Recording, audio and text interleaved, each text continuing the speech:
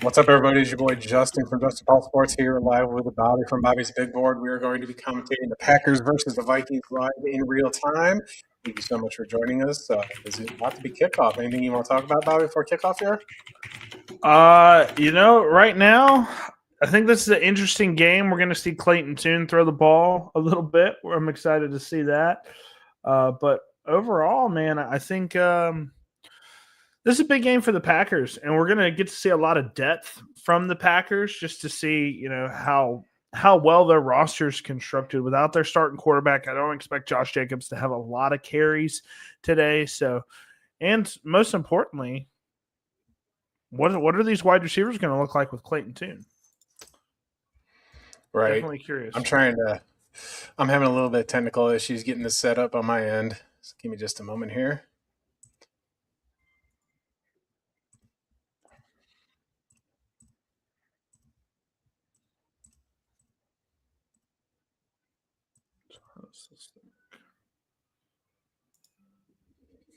There we go. Now I'm good.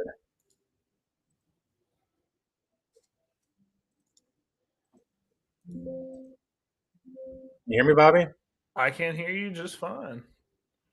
Okay, now I can finally turn on the volume a little bit on that. So now we should be good. Heck yeah. They're doing the skull chant. They're doing the skull chant right now.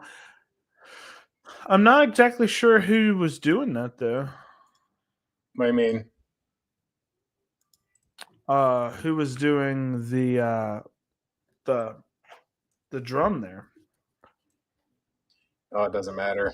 All right. Well, I do have the play-by-play up now, so that's good. Then have this up while we're at it. All right. Here we go. McManus is set to kick off here. I got some feedback from our previous matchup there. It was pretty good feedback saying our shows are getting better, so that's always nice to hear. Heck yeah, that's good. I'm glad to hear that. All right, well let's go ahead and check it out. Brandon McManus to kick off. The rookie Ty Felton from Maryland to receive. So is 9 going to be 9, or what are we going to see here? I don't know, man. I need to see at least 5-6 more starts from J.J. McCarthy to really feel good about it one way or another, because he's had some performances where he's looked okay and then other performances where he hasn't looked okay. A big storyline for today, Justin Jefferson is at less than 60 yards. I think he's 53 yards away from hitting the 1,000-yard mark. It would be the first time in his career that he doesn't get 1,000 yards if he doesn't get it in this game. Started off with some I formation. The Vikings learning from the Ravens last week. We'll see if Jordan Mason can get it going here, and he absolutely does. Couldn't stop it last week. Could not stop it last week.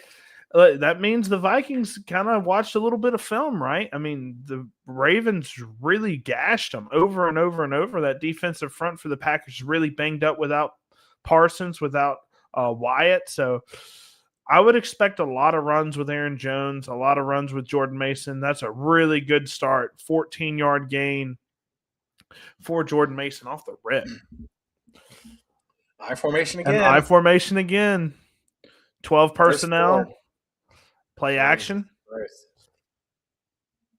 Justin Jefferson. Two plays already in there in the Packers territory. It's just like, last week they gave the blueprint on how to get to. I mean, look how far off the yard. Look how far he's playing Jefferson. And I feel like you have to, right? Just throws late by J.J. McCarthy, but it doesn't matter because they're playing so soft.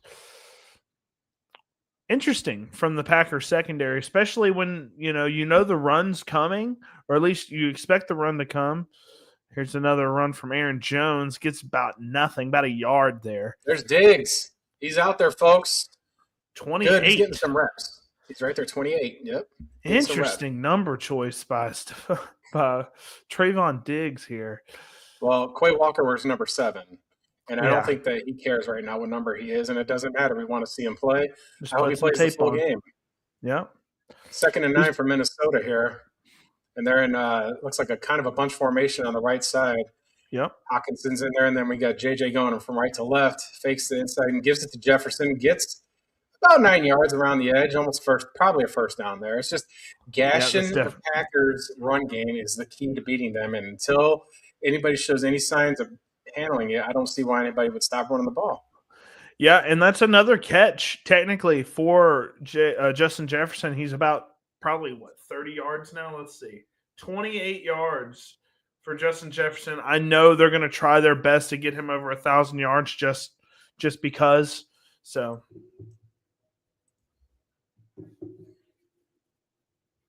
Single back formation, heavy.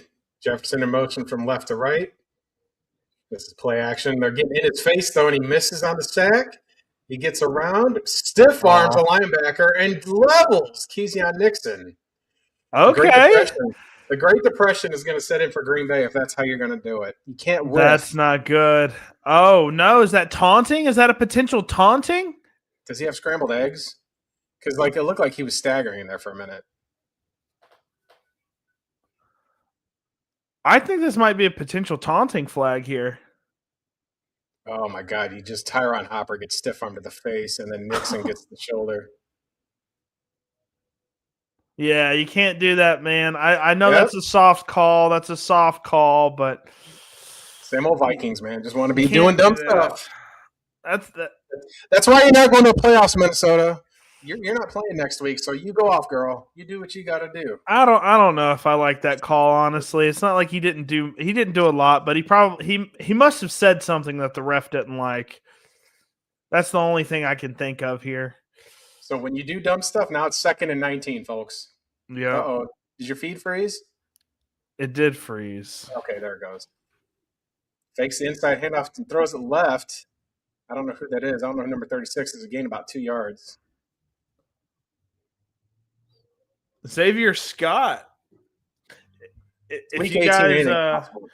if you guys knew anything about Dynasty Fantasy Football last year, Xavier Scott actually got a couple starts last year.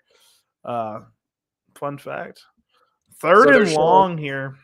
They're showing a statistic on the screen. 31st in the NFL on third down conversions, only 32% on the year. Yeah, that's terrible. It's showing the Packers 11th in total defense. I mean, last week, though, they got gouged. This is, without Mike and without Wyatt in there. So I see Brenton Cox in there and Ford, and they just throw a little check down to Jefferson. So they're trying to get him some looks, but it won't be enough for a first down. Could be field goal time here for the Vikings. JJ McCarthy is. It's 4th and 6? Yeah, hey, he's frustrated. So Justin Jefferson to 40 yards on the day on the first drive. It's clear that they're trying to get him the ball to get him over 1,000 yards on the year. Looks like he only needs about 15 more to get over it. Decent first drive from McCarthy. Just really, that taunting penalty really screwed him up there. I'm really surprised because they ran 2 times to Jordan Mason, 7 yards. 7 yards. Alabama, I just want to cut you off. Alabama legend Will Reichard. It makes the field goal so the Vikings go 3-0. 10:27 left in the first.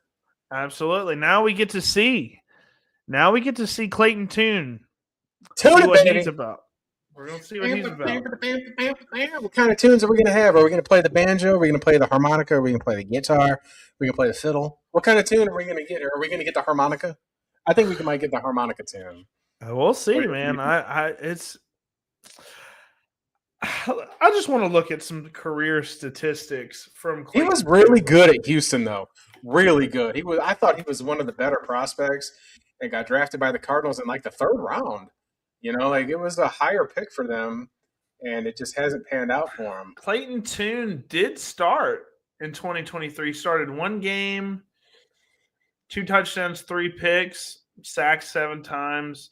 Since then, hasn't done much. He's thrown 6 total passes since 2023. 1 touchdown, 1 pick somehow in 4 pass attempts. Interesting stuff there. Interesting to see what he does.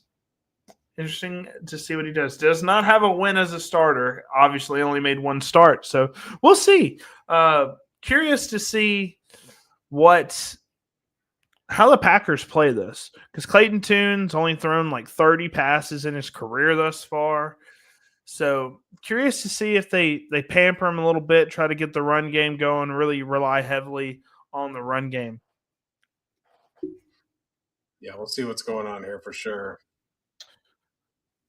Cam Man, I'm Ward just tired of threw a commercials. 40-yard pass to Elikeo Manor. First and goal for the Titans on the 7. Interesting stuff there. They're going to get it good there with Cam Ward for sure. I think so. Could you imagine the Titans get their 4th win versus the Jaguars, Week 18? Well, that'll cost the Jaguars. Could cost them the division. Remember, what did we say about Houston? Yeah, you're right.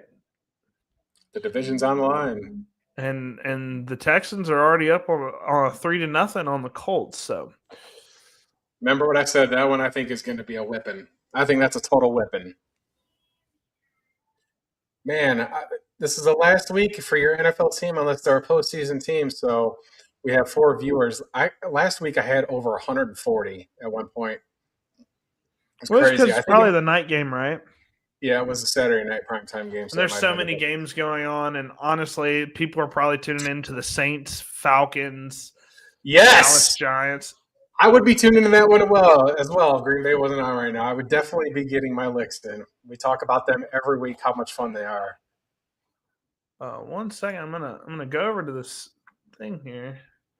Looks like Tony Pollard may have just scored for. Well, he had incentives on his game to get some money. Oh, no, Cam Ward actually rushed for a touchdown there. Interesting. Attaboy.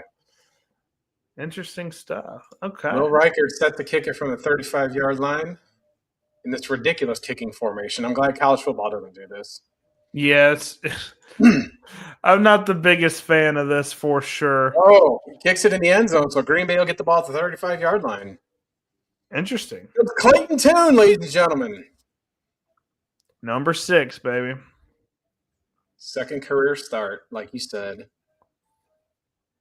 So he's thrown 6 total passes since 2023. Well, 6 that's what. Look, I see backups everywhere for the Packers. Everywhere. Jordan Love's in uniform, which I think is interesting. But I did not see him in uniform right before kickoff. There's not a single starter out there for the Packers. I see Bo Melton at wideout. I don't even know who number 84 is. Matthew Golden is going to get some looks, though, today. He's number 0, right? Yes. Emmanuel Wilson trying to get it going a little bit. So they're showing the starters that are out or players that are out. Jordan Love, Malik Willis, Josh Jacobs, Dobbs, Reed, Watson, Walker, Banks, Ryan. So the whole offensive line is out. Yep. I mean, tough. The whole offense is pretty much out. So that goes into your picks when you're making picks with all these points. Packers in a 3-wide set here. That's 4 wide. That's not a tight end. And just the inside give. Vikings are all over it, gaining 2. It'll be 3rd and long. So this might just be a preseason game. There's nothing to gain for either team. Packers cannot get any better playoff seedings. They are locked in the 7 for the 3rd straight year. That's a 3-peat, baby. That's what we want to see here. But LaFleur, they're talking about his job being on the line if he doesn't get a playoff win, but I think that that's a little unfair based on the key players that have got injured because prior to those injuries, the Parsons, it's just been something. Bunch formation to the right side. They got 4 wideouts. Emmanuel Wilson almost in an offset pistol. I don't know what you would call that. And the pass pro, basically. Oh, my goodness. 3 and out real quick for the Packers. But I don't think anybody's putting too much merit into what's going on today for them offensively. But I've never seen like that. 4 wide. It's mainly for pass pro. If they're expecting a blitz, then you put the running back really close to the line of scrimmage just to make sure that he's able to get his assignment quickly. Well, Evan Williams is in uniform because he's in there on special teams. So Packers are punting the football. Blink. Bangs it. All right. Inside Is this Ty Felton once again? Goes to the 10. And it's down at the 2. What a kick. Very good kick for the Packers. And we are going to commercial. Riley Leonard, 66-yard passing touchdown to who else? Alec Pierce. What did I say for the game? But I didn't think they'd get anything going, but I did say Alec Pierce, man, that's, he's been the man. He's been the that's man. that's who I said they need to throw the ball to. Like, that was the exact name that I called out was make the Colts throw it to Alec Pierce. And it looks like the Colts said, you know what, Justin, we believe in you. We believe in your offensive plan against the Texans. We're going to go ahead and throw the football right down the field to them. And they did. So incredible work here. The Vikings might run away with this, but I don't think the Packers care. I think they're really going to have their hearts set on playoff game, whether it's at Chicago or at Philadelphia. Those are the only two teams they can potentially match up with in the playoff. And they're super banged up. And because they're banged up, that's really going to see them hobbling in the postseason. I mean, they want to close this game with a win, but nonetheless. We have 8 viewers right now, so I want to thank you guys for tuning in to Justin Paul Sports or Bobby's Big Board, wherever you're watching, or on X. The Ravens, or the Packers at the Vikings in a Week 18 non-meaningful matchup. Neither team has any. The only thing I guess you could say to gain is the Vikings would have a winning season, but no postseason, and the Packers are locked in the postseason due to that tie in Dallas. They're just locked in the 7th spot. There's no positioning. There's no nothing. We're basically trotting out. Green Bay's basically trotting out practice squad players, getting them reps, keeping the starters healthy for next week, and that's smart what you want to do. And LaFleur has coached in the playoffs before, coached in 2 NFC championships. Has enough pedigree to understand what he's doing, resting these players before a road playoff game. So. Interesting stuff, man. We could potentially see the Titans and the Colts win, and Jacksonville and Houston both lose. Well, it's still early in the game. Like, I don't want to jump out to of course, but that's just it's an interesting thing to think about. Both of those teams just winning when they absolutely shouldn't be. But Trevor Lawrence making some plays to BTJ.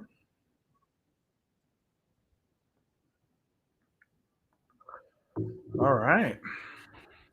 Let's see what J.J. McCarthy and team can do. Jordan Mason in the backfield. I formation once again. Well, it works. They watched the film last week. Potential false start. I think this could be a free play for the – oh, my goodness. Jordan Mason. I'm watching the same game. Listen, I don't want to see the Packers play any teams that wear purple after this. Like, last week, the Ravens, Derrick Henry just gave them the business, and they did call offsides on Brenton Cox there. Rashawn Gary, interestingly, is not playing, and that dude's been a major disappointment down the stretch here. Can't get nothing going. I mean, ever since he tore that ACL, he hasn't been the same player. Yeah. So, first time they're pinned up, and they gain 10 yards on an I formation. Like, what? Like, the Packers might get crushed in the playoffs. It's I formation. You know it's a run.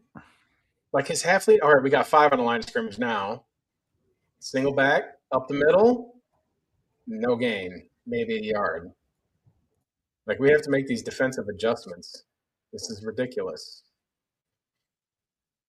A couple quick scores around the league. Tennessee, like Bobby said, is up 7-0. Houston is losing 7-3 to the Colts at home. Cincinnati's up 6-0 on the Browns. First quarter, all these games. Giants up 3-0 in New York. And no score in Atlanta and New Orleans.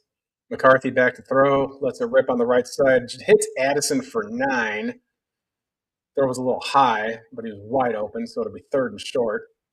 I absolutely expect them to just run up the middle because that's what you can do against the Green Bay Packers is just run up the middle, no problem. But the throw was high. He gets it on the money, though. Addison could easily get a first down, but falls out of bounds. There we go. Good high point for Jordan Addison.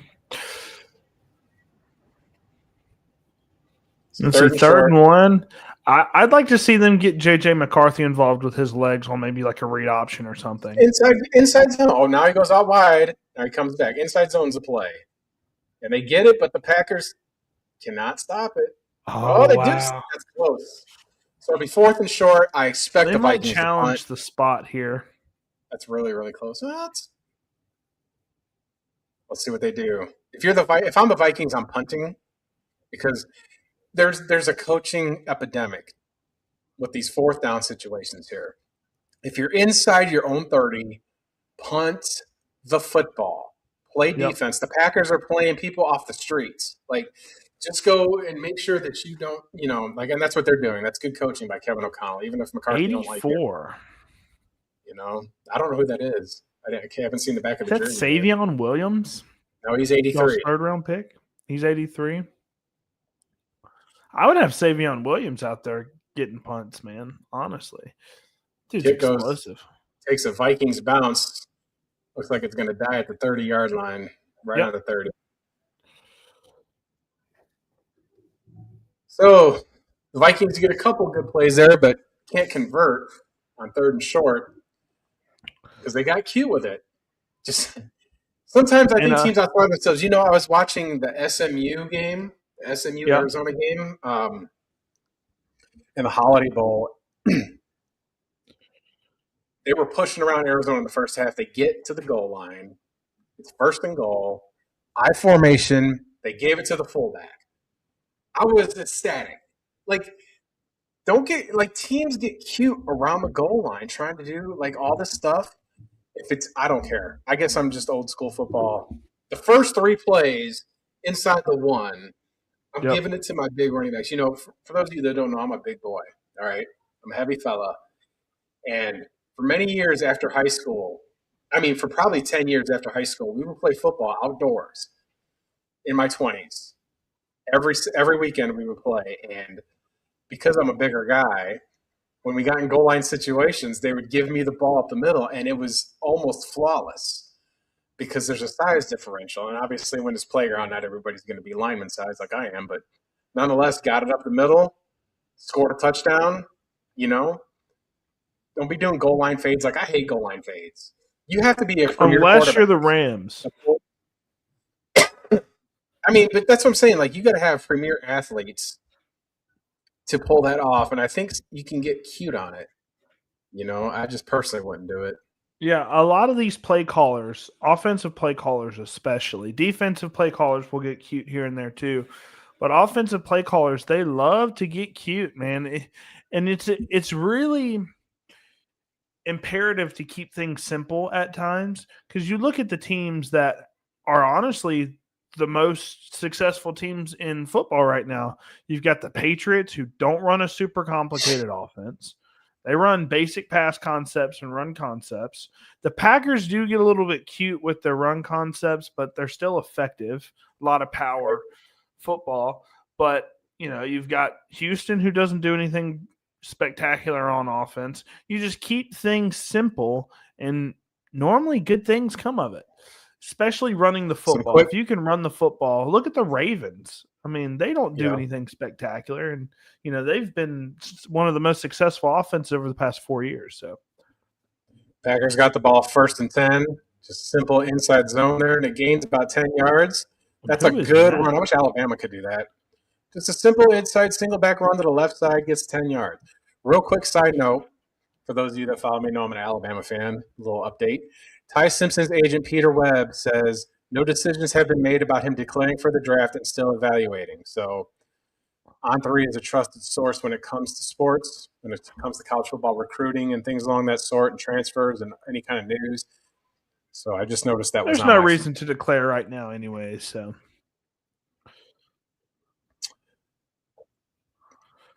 good stuff. Good stuff. They're showing a lot of Harrison Smith right now, and I'm curious to see what his career looks like after this week. Look at this. Dual tight end, single back, inside handoff. Football 101 gains 2 yards. Yep. And the Packers do this a lot. They do this a lot, even though they have, a really solid receiving core. They like to just run the football. Obviously, they don't have their starters out there, but this is the offense. Here's a lot of runs with Josh Jacobs. Packers starting O-line is Jordan Morgan, who's a rookie, Letitia Smith, Jacob Monk, Anthony Belton, who got whipped. Or Jordan Morgan got whipped last week. and Darian Kennard. So a lot of young players getting the looks on the offensive line for the Packers. We got kind of a tight formation here. A lot of guys at the Back line to of Burton, he scrimmage. I gets would hit from expect pass behind and he here. fumbles the Oh, football, wow. and the Packers recover. So he's got no protection there. Yeah, his The blind Packers, side got destroyed there. well, again, Destroyed. Morgan has been an issue for the Packers on the offensive line. Without Zach Tom in there, and with that season-ending injury to Elgton. Oh, who's that? That's Dallas Turner, it looks like. Is that who that is? Yeah, that's Dallas Turner, number 15. Getting the strip sack there.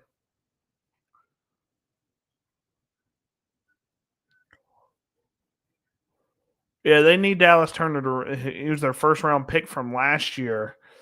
Didn't really do much in his rookie year. It's been a little bit better this year, but still needs to take it up a notch for sure.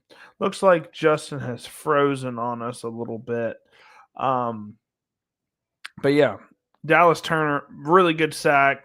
I don't know what they were doing protection wise, but you cannot have. I mean, you just went around the edge, no problem. You cannot put a back on Dallas Turner and expect to win. I mean, that's just never going to work. Interesting. In other news, we've got tie ball game, 7-7. Jacksonville, Trevor Lawrence, Parker Washington.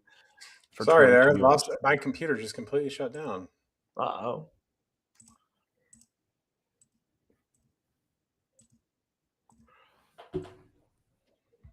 Let me get this back. Clayton Tune's going to have a rough day. Dallas Turner, the assignment for Dallas Turner was Brooks, the back. That doesn't make any sense to me. Why would you do that? I don't know, but Dallas Turner was an elite pass rusher at Alabama, so. You know, and I was saying this. He was their first round pick last year, kind of underperformed in his rookie season. Then this year he stepped it up a little bit. Definitely curious to see what he looks like next year going into his contract year for his fourth year. Definitely curious to see what happens with him because he's been stepping it up at least here lately. So, okay.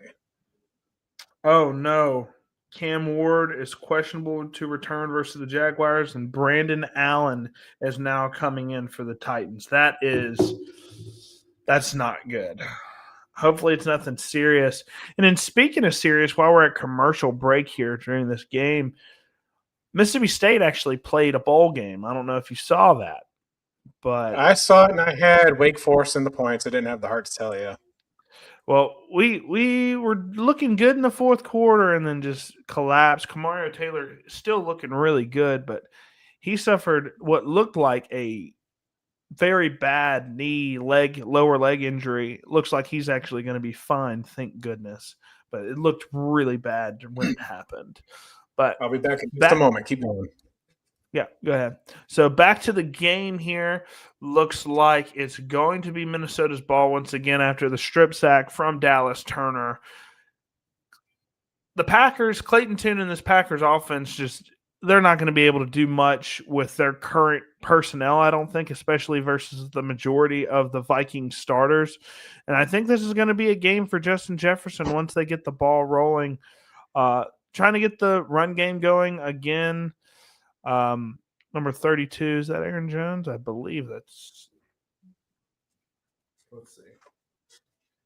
Ty Chandler just got a yard rushing, but 5 for 5, still perfect for JJ McCarthy. Definitely curious to see what he ends up doing here. Is he going to make it 6 for 6, scrambling out to his beautiful comeback route from Justin Jefferson? A ton of separation there. I think that puts him over 1,000 yards on the season.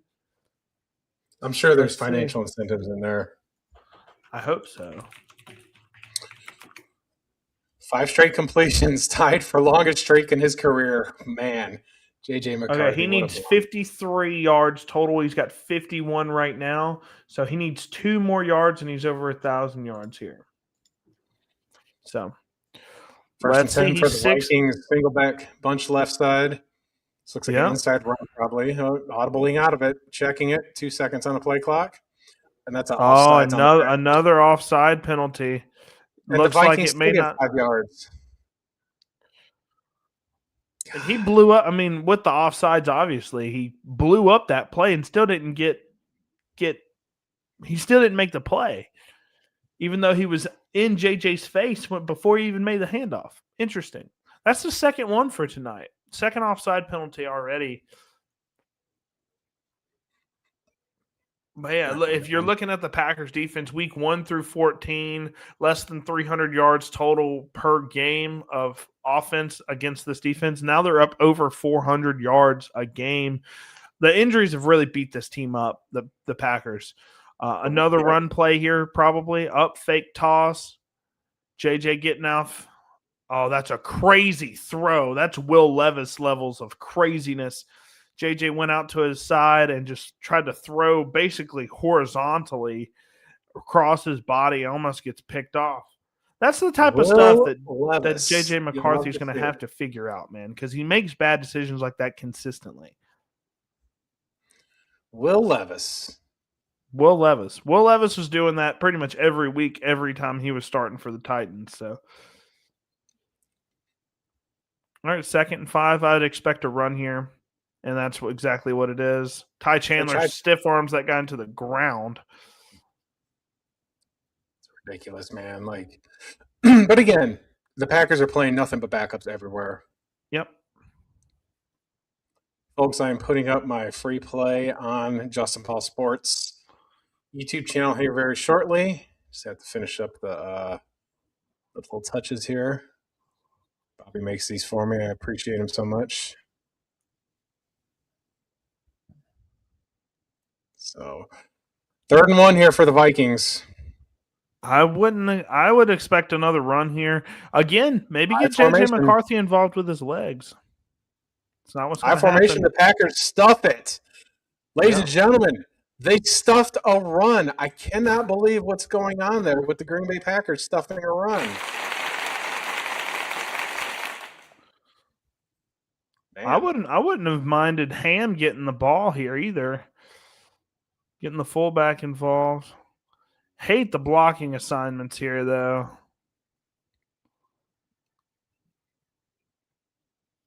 All right. This is not very good for the Vikings, who basically have all of their starters healthy right now. And outside of TJ Hawkinson, and they're unable to get things going versus the second-team Packers defense. That was a collegiate-style punt formation there by Minnesota. The punt goes inside the 15, rolls to the 10-yard line, and the Vikings are down at 1st and 10 for the Packers. Yep. Ty Felton playing some more special teams. I like Ty Felton as a prospect at Maryland. I thought, he had a little bit of juice after the catch, a little bit of solid ball skills as well. But yeah, where did I have him ranked last year? Curious. All right. And Ty Felton ranked right around Trey Harris, Elik Eomanor. Oh, yeah? Year. 1, 2, 3, 4. He was my wide receiver 13.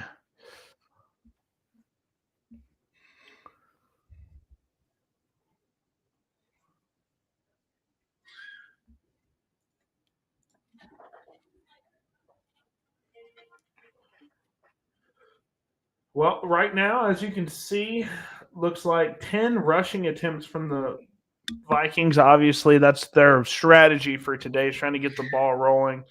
Jordan Mason's already got 5 carries, 26 yards. I don't think they're going to utilize him heavily because he is a guy that is a little injury prone. They're probably trying to save him for next year a little bit. No sense in winning a game that doesn't matter at the cost of his health.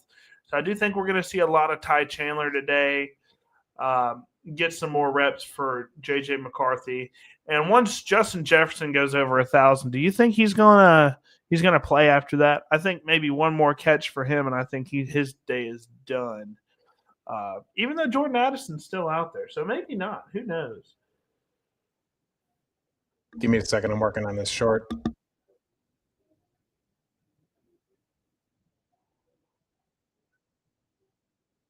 Curious to see what Clayton Tune does, how he responds, because defense has kind of put him in a good spot here. Held the Vikings to 3 points versus this first team offense. So curious to see what Clayton Tune does here to respond. Right now, it looks like a ton of runs from Green Bay, not really giving Clayton Tune a lot to work with until obvious third and long situation. So let's see. So first quarter almost wrapping up here. 37 seconds left in the first quarter. Matt LaFleur is going to have to get a little creative here if he wants this offense rolling, because the runs, I mean, Chris Brooks had one good run, and that's about it thus far. Looks like Golden in motion, right to left. Play action pass for Tune. Moves to the left and overthrows the tight end. Golden was wide open on the outside there. My goodness. I'd like to see a replay on that one. Looks like a flag as well on the play. Okay. Oh, Minnesota.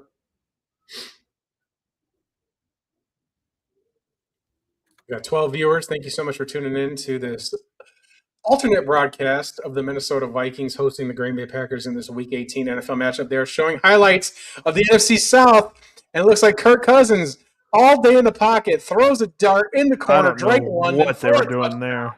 Drake London was wide open in the corner of the end zone. Panthers fans are going wild. Bryce Young is hulking up. Packers toss right. Toss play. Nothing. Terrible decision to cut back there. I don't think you should ever do that on a toss play unless it's wide open. I mean, just try to get the yardage, get a yard or two. That was a poor vision there from the running back. But good stuff from Andrew Van Ginkel. People don't talk about Andrew Van Ginkel, but he is a X factor, honestly, on defense.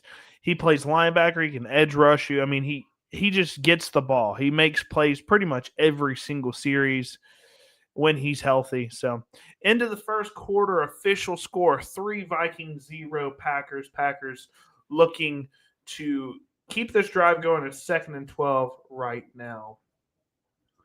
But in other news, looks like Indianapolis up 10-6 on the Texans. Tie ball game, Tennessee versus Jacksonville 7-7. New Orleans looking to tie the game back up. They're down 7 against the Falcons. 6-3 Dallas versus the Giants. Giants up 3 points there. And then Cleveland up 7-6 on the Bengals on the road. So interesting stuff there. Shadur Sanders, perhaps? Let's look at this game real quick.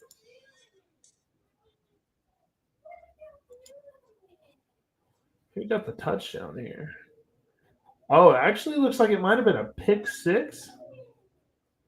It was a pick six. Devin Bush. Do you remember old Devin Bush? I do.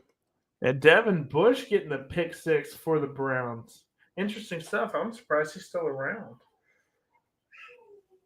Interesting stuff. Malachi Corley. You remember him? Yes. Malachi Corley, he's right now 19 yards receiving, leading the team in rushing and receiving right now. And, of course, Shadur Sanders has a turnover already in the first quarter. He's been a turnover machine. Yeah, I see a lot of people really, rooting for him. And, he's confident and he does his thing. Shadur Sanders does. But, guys, he's just not a good quarterback. He's not ready right now. Maybe he can develop into something because I do like his accuracy at times. But overall, man, Shadur Sanders just makes a ton of mental errors, like over and over and over again. Not going to say all 10 of his picks are his fault, but a lot of them are. And he still takes really terrible sacks. So definitely probably not going to be the guy, him or Gabriel both. And I said that at the beginning of the year. I said Gabriel probably puts up better numbers, which he has. but I kind of compared him to Case Keenum. I compared Shedeur Sanders to Teddy Bridgewater. And both of those guys are just not going to win you a ton of games, and it is what it is. Case Keenum had that 1 year with the Texans, I believe, or no, the Vikings, and that was about Yeah, it. they went to the NFC Championship. Yeah. All right, 2nd and 12. We're starting the second quarter right now. Vikings have 97 yards to the Packers, too. And they're going to continue to do this. I hate this. I really don't like this offensive game plan from the Packers. They're just going to run the ball on 1st and 2nd down every single time, and they're going to put Clayton Tune in a terrible spot to make a play 3rd and long. And they've done this on 3 straight series now, and it's not working. I think let Clayton Tune throw the ball 30 times, and I did say this on our Week 18 preview. I said Clayton Tune probably only gets 22 to 24 pass attempts this game. But they're crowding the line of scrimmage. They're going to put some pressure on him. There you go. They're going to be short and they're going to punt. Interesting. Jacoby Cooney James. I don't even know who that is. No idea. Practice squad guy. Byron Murphy making the play there.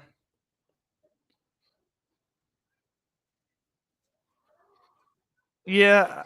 I mean, why not let him take hits? I mean, he's a guy that's probably not going to be on your roster next year. Let him go out there and make some plays for him. Let Clayton Tune go out there, spin the ball around a little bit. Well, like I said, I don't think that the Packers want to put a whole lot on tape. You can still play base offenses and let him go out there and try and cook a little bit. All right. Jason Jones. Okay, I haven't heard that name in a minute. All right. Vikings getting the ball back 3-0 here. The Vikings are doing all this stuff with all their starters and can't get any points on the board. So maybe the Packers defense, even with all their backups in there, has a little bit of pride going for them, which I don't blame them. Ooh, they're showing a commercial for 28 years later. Yeah. I don't know if you watched 28 Years Later, the movie that came out before. They came out last year. Did pretty well box office wise, and then they're making a sequel immediately. I do want to see that commercial or that movie Primate though that's coming out. I saw that. I saw that last night actually. You saw the movie? I was watching. You saw the movie or the trailer? I saw the trailer. It just looks like an interesting premise. Everything with movies is so boring or rehashed or just like culturally sensitive to make sure that we have the right amount of people in the movie instead of just making a good movie. So I've had zero desire to go see movies lately. Plus, it's the heart of football season. Honestly, man, like a lot of the action movies, dramas, and stuff like that, I can definitely see it's just rehashed garbage, a lot of it. But the horror genre, man, there has been a lot of creativity. I don't know if you saw Sinners. Sinners was a very good, unique premise. Weapons, that was a very interesting premise. Both of these movies came out this year, and they've been killing it box office-wise. Really got a lot of critical acclaim. I'm a horror movie guy myself, so both of those movies have been great premises. Very, very great premises, both of those movies. So excited to see Primate. Obviously, that's another horror movie, but it's probably going to be a slasher movie about a monkey being pissed off. So you can have a lot of fun with that one. You can have a lot of fun with that one. That's how 28 Days Later started. Exactly. Some let me put this mildly. For some of you that haven't seen that movie, the animals rights activist released an infected monkey and it ended the world. So yeah. He was a really mad monkey. Still to this day, probably the scariest infected / zombie of any movie. Well, I think the premise is, ladies and gentlemen, they've come back from commercial and they're showing a Packers fan with a bratwurst head instead of a cheese head. Mildly impressive. Oh, Jefferson needs 2 more yards for 1,000. So McCarthy, and I think they're going to go to him here. Down the field, scrambles, throws, and drops the interception there, 27. That's the thing with JJ McCarthy, man. He just throws these throws, man, that there's a reason why he has more interceptions than touchdowns. And that's another one. That was that. I mean, that's not necessarily on McCarthy here, He's but looking for Jefferson, and he throws it, and it gets well. He wasn't looking for Jefferson; it got deflected before that. But they're looking at him because he's trying to get another 1,000-yard season. Pretty underwhelming if you're a fantasy player for him this year, but definitely yes. worth a hold. If you could buy low on him, buy him. Cowboys Well, lead the Giants honestly, 10-6. Carson Wentz was doing some stuff with Justin Jefferson. I don't know if you remember early on in the season with Carson Wentz, but I really think the Vikings reached for McCarthy, and I was so happy that they did. So happy that they did. When teams I don't like draft players I don't like, that just warms my soul, man. Like when the Bears drafted Justin Fields, couldn't be happier. Couldn't be hi, my happier. friend. We've got the Packers in the points here. Vikings Yes. probably win this game, but spreads plus 13.5, if I remember So right, and I think the Packers will cover here. we got shotgun 3rd and 6, 3 wide. Nothing crazy about this formation. Packers show blitz. They come. And he And just just sails it. completely. He just sails it over Justin Jefferson's face. It's a J.J. McCarthy-esque throw right there. He's a handoff merchant. I'll live and die by that.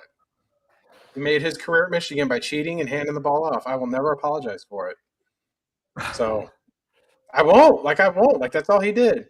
He hit Roman Wilson on one play in the Rose Bowl in Alabama, and that against Alabama, and that was pretty much it. Everything else was handed All off, right. handed off, handed off. That is a big punter, man. Jeez Louise. I hope That is that a big punter. the fantasy football strategist, I would love to see his or your profile on Justice Haynes. So actually, I haven't talked about it too much. Punt goes out of bounds. Packers are going to take over 1st and 10, 12:34 in the second quarter when we come back from break. Jefferson's probably ready to get off the field. He looks irritated. So just Look, end his throw a day little after stick route. that. So Throw a I stick have route, get him not out of there. graded. I've graded Jeremiah Love, Jonah Coleman, Katron Allen, Nicholas Singleton, and Justice Haynes is on my list, but I have not graded him yet because there's not a lot of film on him. But the film that I have seen, I comp him to like a souped up Isaiah Pacheco. To where it's like, Isaiah Pacheco, very aggressive runner, will always fight for extra yardage, not super great at breaking tackles. Justice Haynes is not. But Justice Haynes has that second gear to where if he gets in the open space, he will outrun everybody on the field. So it's not. I'm sure there's a better comp out there right now, which I'm looking for. But Isaiah Pacheco is very violent like Isaiah Pacheco, which makes me worry about his durability because he had a pretty serious foot injury. And I wonder if he's going to declare or not. But I definitely liked what I saw on film. He was one of the few Alabama transfers I was bummed to see go. Yeah. Because I thought he was better than absolutely. Jam Miller. And he is better than Jam Miller. And I'm glad that Jam Miller is out at Alabama. I can't stress that enough. He was the king of magnetism for linebackers. Like, people would run up and tackle that dude every time. Couldn't break a tackle. I think Jam Miller might be a special teams guy at best. I just don't think – I don't know. He might be – you know what, Jam? Birmingham Stallions might be calling your name, buddy. So I know we were talking about quarterbacks before. Dante Moore has the same prospect grade as Shedeur Sanders. Yeah. That's where I put him at. I have him and Garrett Nussmeier in the same kind of area. Looks cold in Minnesota, Bobby. Look at how ridiculous the stadium looks. Why is it shaped like a trapezoid? Like, it's a very good question. This modern architecture sucks. Like the Mercedes-Benz Stadium, that looks like I'm trying to be mindful. I have to watch what I say here. It looks like a mentally depressed ninja star. It's terrible. This brutalist architecture has got to go. Like that, make it look like the Viking ship if you're going to do this. Yeah, I've seen some concepts, just some AI concepts for Vikings, and you know how the Buccaneers have the pirate ship in the stadium? That's like the coolest thing about the stadium. It is. I feel like the Vikings could do something like, those really long canoes or whatever, something like that. All right, Sure. Clayton Tune with the ball. Thankfully, we're not running on first and second down, and Matthew Golden drops the ball. Well, I'm not going to expect too much for Toon, not just because he's inexperienced, but just because they got the backup lineman against the Viking starters. Yeah. Highlights AFC South. Trevor Lawrence throws a Trevor touchdown Lawrence pass has to been Brenton Strange. dialing it up, man. Brenton Strange. Told you guys to pick up Brenton Strange. He got hurt this year, was out for about 5-6 games, but once he came back, I mean, he's been pretty good. Second and 10 here, they're probably going to hand the ball off, which they do. They're going to get 3 or 4, probably just 3 yards total. That's really tough, man. Now you set them up, and now you set up another third and medium to long. And it's just like you can't play football like this with Clayton Tune. Clayton Tune's basically getting set up for failure here. So 3rd and 6, you got to get this. I mean, your offense has been stagnant, right? Hold on. I'm going to push back a little bit here. So they're showing a statistic. Vikings defense, 5th in total yards, 3rd in passing yards, 2nd in 25-yard passing plays, 1st in the red zone, 5th. So he's starting against a premier defense on the road with the backup. So let's cut him a little bit of grace here. Oh, there we go. Well, quarterback power to the right side for Clayton Tune, and he picks up the 1st down. There we go. A little bit of creativity in the play calling. Clayton Tune's not the worst athlete in the world, so I'm glad they're getting a little creative here, trying to go outside. I think opportunities for this Vikings defense are there to run at it from the outside. I think the strength is up the middle here for the Vikings. I don't know if you necessarily want to be running in between the guards or the tackles. Let's see. Another toss play to the outside with Brooks. That's what I'm talking about. 6 yards for Brooks here. I think keep running to the outside, and that should be your success here. I'm on like a 2-second delay from you. Okay. Let me try and reload this page again.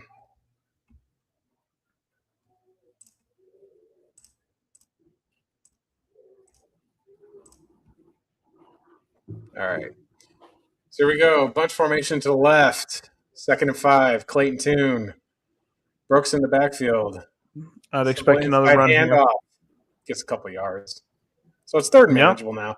But like I was saying, Cleveland is up 14-6 on the Bengals. Just a quick scoreboard update.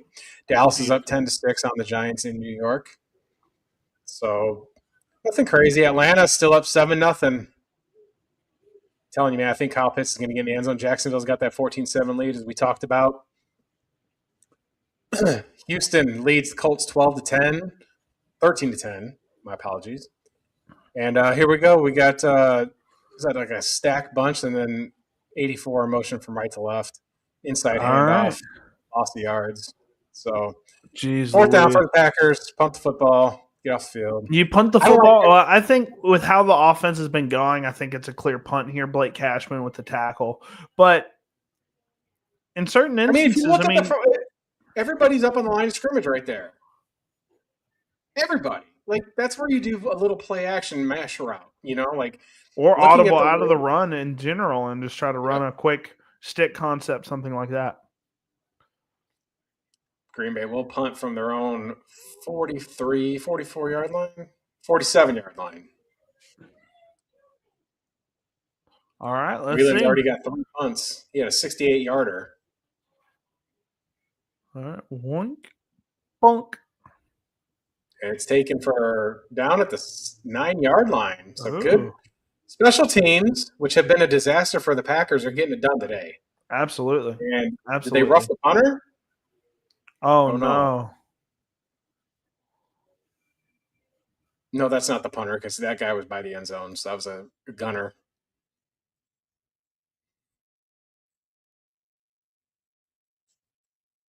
We're going to commercial break, folks. 2nd quarter, 9 minutes, 4 seconds. Minnesota leads the game 3-0. It's an injury timeout. It'll be 1st and 10 for Minnesota when they come back. But we got 12 viewers. Thank you guys for tuning in, whether you're watching on X or on YouTube, whether you're on Bobby's channel, my channel.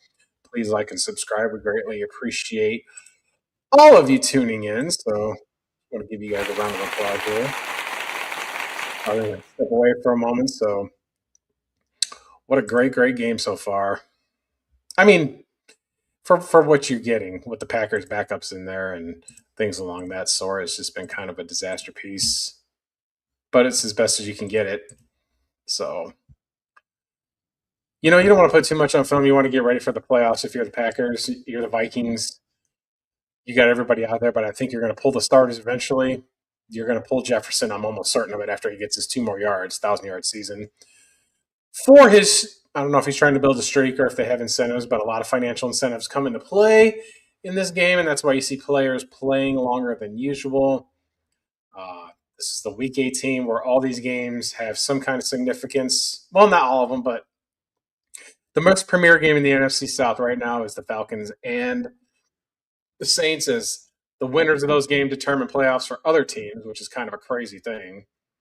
If the Falcons win, the Panthers are in. If the Saints win, Tampa Bay is in. So interesting setups going along in the wild and wacky NFC South. So, but we love football here on this channel. This is our potentially this is our final regular season broadcast for the 2025 NFL season.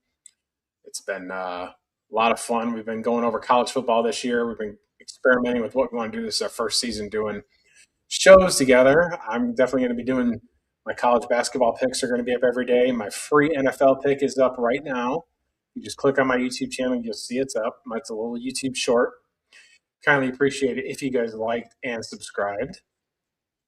That's the way to build my audience. I'm trying to get to 500 subscribers. I'm currently at 233. If you guys can get me there and tell a friend, hey, Justin Paul Sports here. He does sports betting. All of my picks are up. It's just stuff like that. Every day there will be a basketball pickup. There'll be football picks up in accordance. And when March comes, I'll have UFL picks up. And then after the UFL season, I'll kind of take a break and we'll do our previews in the summer again, get ready for the next football season. McCarthy started 5 for 5 for 59 yards since then, 0-3, first and 10 for the Vikings at the 9-yard line. I formation, inside handoff. They had Mason dead to rights behind the line of scrimmage, but managed to cut inside and get 4 yards. So poor tackling for the Green Bay Packers. And it's just cost them on their run game. Interior run games has been good and cooked. Quick update from Houston. They're showing C.J. Stroud. Scrolls left. It's a nice little touchdown pass. I can't see who it is. They cut away. Can't hear it. So sorry for the poor analysis there. But here we go. Offset I formation. McCarthy kind of makes a mistake there, but gets it off to number 84, and he gets all the way to the 15. Or outside the 15, I'm sorry, the 25. That's a big gain. Josh Oliver, man. They should have had, it looked like a busted play there. They should have had, on the previous play, a tackle for loss, but 48 whiffed on his tackle. And then watch here, McCarthy just kind of looks like a broken play action run. I don't know what that is, or if he's just elusive and just made a throw. That was a good throw, man. Good arm angles there.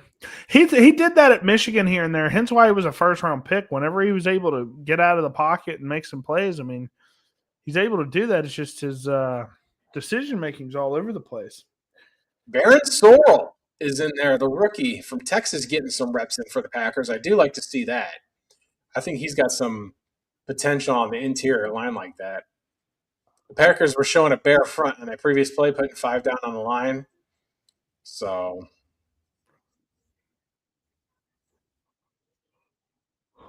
second and 9 here. It's got to be time to get Jefferson the ball here. Like, they've got to get his 1,000 yards. I wonder if they take him out, man. I really do. He's not. He is on the field against number 38 here. There he is. Jefferson is officially over 1,000 receiving yards for, I think, his 5th straight year now. He's doing it. He's got one-on-one on the outside there. Packers are running dangerous a soft throw. Stick route. Just a little stick route. If I'm the Vikings, I'm taking him out. You're not getting hurt for next year. 6 seasons. 6 straight seasons. Ties Randy Moss for Minnesota franchise record. Oh, he's still on the field. He wants to play, man.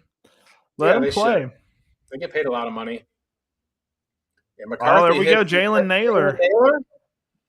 Probably the best wide receiver 3 in the NFL. I guess Emeka Egbuka counts, but He's not even Jalen wide Naylor's receiver a three. really Aguka's fourth. He's fourth. He's behind McMillan down there. You think so? Yes. His production's fallen off a cliff. Now Jefferson's coming out. Look at these Vikings fans. They're in the warmth. What kind of Vikings sits and plays inside? Get out of here with this nonsense. I formation for the Vikings. They're at the 30-yard line of Green Bay. 1st and 10. We got 5:40 left in the first half. And it's just a simple run right, and the Packers over pursue, and Chandler gets about 4 yards. Ty Chandler's got some good acceleration to him. He just doesn't. He's got 10-0 some, Atlanta. 10-0. 10-0 Atlanta. Dirty Bird, baby. Dirty Bird's going to get it done. The Dirty Bird is going to get Bryce Young to the playoffs. Wait a second. What happened here? Oh, no. Let's change the game cast here for just a moment. Looks like we have Cam Ward has been ruled out. That's really tough. Play action pass to McCarthy. He's got all eternity to throw it. Throws to the left side and throws it away. I would have liked him to use his legs a little bit there instead of standing back there like a statue. But the Jaguars just scored a 60-yard fumble recovery touchdown. So they're up 21-7 there. Brandon Allen, Titans look like they're going to be done. We'll see. There's a lot of football left to be played, but Cam Ward's already been ruled out. That's really tough. So we're closing in on the first half here. Any thoughts on the Packers secondary or the Packers second teamers playing in this game? Honestly, holding the Vikings to 3 points, and even if they get a touchdown scored, Jalen Naylor almost gets the first down. Do you go for it here within your own 30? I think you keep JJ on the field. Just get one of your fourth down plays out there. I mean, there's no point in kicking another field goal right here. Listen, I'm doing a run because the Packers can't stop the run. Oh, it's going to be a tush push. He gets it. He got it. Barely got it. Oh, that spot! Oh, they gave it to him right away. I'd measure that. I would measure it, see where that ball is. That was really close based on that spot. They can't see that yellow line. What is wrong with J.J. McCarthy? Is he okay? We're going to see. There's a reason why the Chiefs don't do QB sneaks anymore, because one time it's like Mahomes hurt his wrist or something. No, his knee almost. He almost tore his ACL. Yeah. On a sneak. I remember. Oh, they challenged him the spot. I think it's a good challenge. You got nothing to gain or lose in this game, but that looked really close. Like I thought it was worth measuring. I thought the second effort kind of pushed the ball over the line there. What is wrong with J.J. McCarthy now? See, that's another big – I don't understand. I mean, at Michigan, he didn't really have a lot of durability issues, but he's not the biggest quarterback. He doesn't have the biggest frame either. And he's a guy that runs a lot, and he's not – it just seems like every time he gets hit, man, he's about as bad as Jackson Dart. Yeah, I think he got it right there. Maybe not. Really That's a really good challenge. Williams slamming him. Did he land on his head or something? Like right there is where he got hurt. Like maybe his neck just snapped a little bit.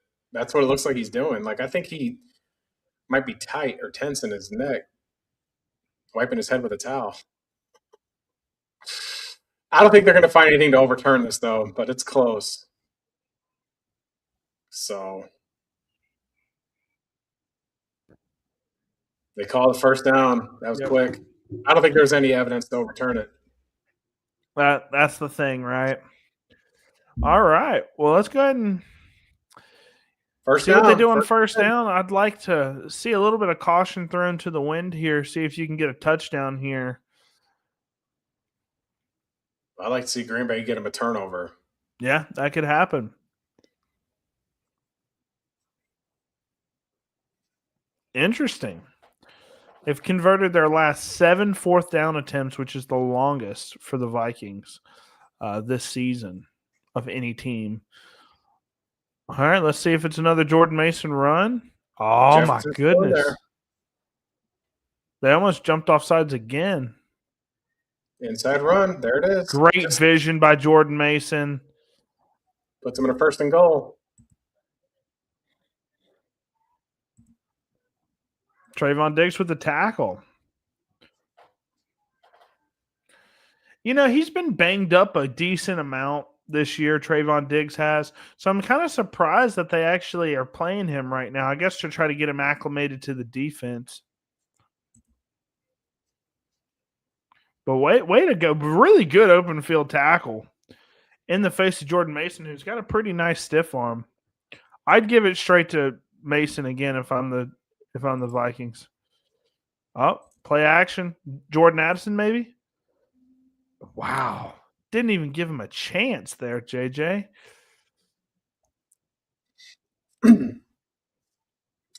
Man, oh man. I felt like that throw was late. I felt like Jordan Addison would have been open there if he would have just thrown a little sooner.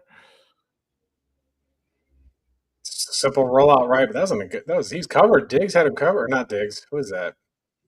Can't see. I don't know all these backup players' names. Sorry, Packer fans. I don't have the whole roster memorized.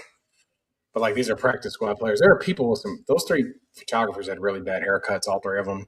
All right, two wideouts to the left, single back formation. McCarthy does play action left. He's looking, throws a little inside screen and short to Chandler. So now it'll be third and goal from the 7-yard line. Packers defense has shown some pride here. Like, yeah, for a bend bunch don't break mentality. That's for sure. That's actually a pretty smart play from JJ McCarthy, all things considered. Packers sniffed out that screen pretty well, and they'll teach offensive coordinators are going to teach quarterbacks all day. If the play's blown up, don't try to make a play, just throw it to the feet. And that's what they did. third and goal. We got just a simple 3 wide receiver look. Third and Shotgun goal, I'd look formation. Jefferson here, but he looks like he's going to be bracketed, double teamed. Going to go to him anyways, and doesn't get hit. I mean, that was open. JJ just sails it. That's probably the fourth or fifth pass here that he has sailed 2-3 yards over what he's supposed to. I mean, Jefferson is open here. Crosses the face here. Just got to put it at the back pylon. Just can't do it. Jeff Hafley making the improper motion there on TV, folks. For those of you who are, don't see, Bobby knows. All right, so the Vikings like up for the line for a field goal. Well, Riker does not miss, folks. He's an Alabama alum, right down Broadway. 6-0 in Minnesota. Packers secondary showing some pride. I wonder if they're going to let Clayton Tune try to open it up a little bit here on the offense. It's a pseudo 2-minute warning. I don't think running the ball is going to be very good here. I think they start the drive off running, try to get a first down, get that clock down a little bit, and then start trying to open up the offense a little bit. But, I mean, you got to do something. Currently, he's 2 of 4 for 10 yards passing. So you got to do something with him. Hey, throw yourself a streak route to Golden. Dude's lightning fast. Why not? With Golden? Yeah, he's got to get some look, man. I mean, to be fair, this is the Vikings' #1 defense, and it's an elite defense. So there's obviously, going to be some limitations with the Packers 2 against the Vikings 1 on the road. Yeah. You know what I mean? So we're just going to kind of see that. Yeah. I was really puzzled. I know that the wide receivers in this last draft, Matthew Golden had a lot of hype because he ran really fast. But I just was never really a Matthew Golden guy. I'm looking at my rankings right here for last year. He was my wide receiver 9. I had guys like Tez Johnson, Kyle Williams, Jack Besh, Emeka Egbuka, obviously Luther Burden, Tet, and Travis all over him. So I was really puzzled to see him. And Tez Johnson's a guy that went in the 7th round. Actually, I'm not mistaken. Tez Johnson has more receiving yards on the year than Matthew Golden. But, yeah, I mean, he's just – great hit. But he's just it's been really hard for him to find his way in this offense because he kind of profiles as a deep threat, and Christian Watson's the deep threat. So, and he doesn't really have great yak ability like a Jaden Reed does. And he doesn't have like the route running chops or the possession that Dontavian Wicks has. So it's just like, where does he fit in? It was just a really puzzling draft pick for me whenever y'all picked him. So we're going to see. I mean, he's on the field again. Obviously, Clayton Tune's not helping him, but 1st and 10, less than 3 minutes left in the first half. Gets, ooh. Don't run backwards. Don't run. He's running backwards. That's how you get My cut. goodness. He ran all the way back to 3. Horrible. He's done that twice today. They did it on the toss play where he tried to cut it back. So now it's 2nd and probably 20. That's Emmanuel Wilson. Plus 19 yards on that rush. Yeah. You just got to fall forward there. You just got to fall forward and try to get as many yards as you can because Emmanuel Wilson doesn't exactly scream speed. You know what I mean? That's not his game. They give him the ball again, though, and he gets 4. So Packers are obviously going to take it to the 2-minute warning. Yep, absolutely. I mean, he currently has 7 attempts for negative 14 yards. Emmanuel Wilson does. Man, that's really tough. Quietly screaming internally as he looks at the play sheet. We're at the 2-minute warning. Was that 3rd and 20 right now? These brave Vikings fans enduring the cold inside that 70-degree dome. Well, while we're at commercial break, let's go ahead and talk about the scores right now. 20-10. Houston's up on Indianapolis, 20-10. Dallas up 10-9 versus the Giants. Cleveland's up 14-6. That score hasn't changed versus the Bengals. Tyler Shuck got another rushing touchdown, 1-yard rushing touchdown. Looks like they probably did a tush push or something. They're down 10-7 versus the Falcons. Score is still looking 21-7 versus the Titans. The Jaguars are up on them. So lowest scoring game is the one that we're watching thus far. A very hard defensive battle right here. Yeah, man, they're not getting things going right now. That's why we got 13 viewers. 15 viewers. Thank you guys for tuning in to unquestionably the most polarizing matchup of the morning slate. And thanks for those of you that tuned in to watch our Cover 2 Cash preview games of all the games earlier with the picks against the spread. We really appreciate you guys tuning in. Please like and subscribe. Having ourselves a good old time. Just doing our own form of commentary on the game in real time. This is absolutely how I don't watch football. I usually watch it on the couch on the Red Zone channel. But I do like to see, me as a football fan, like when I watch Alabama play those Division II schools or whatever, and it's an inferior opponent, I do like to watch the second halves of those games to see all the backups play and see what they're capable of. So I am enjoying this in a way. I mean, I know the Packers' results aren't going the way they are, but I want to see the offensive line get work. I'd like to see Diggs get a few more snaps just to get used to the defensive coverage. I don't know if he's in there or not. But it's been quite the football game. I mean, just that run just killed them.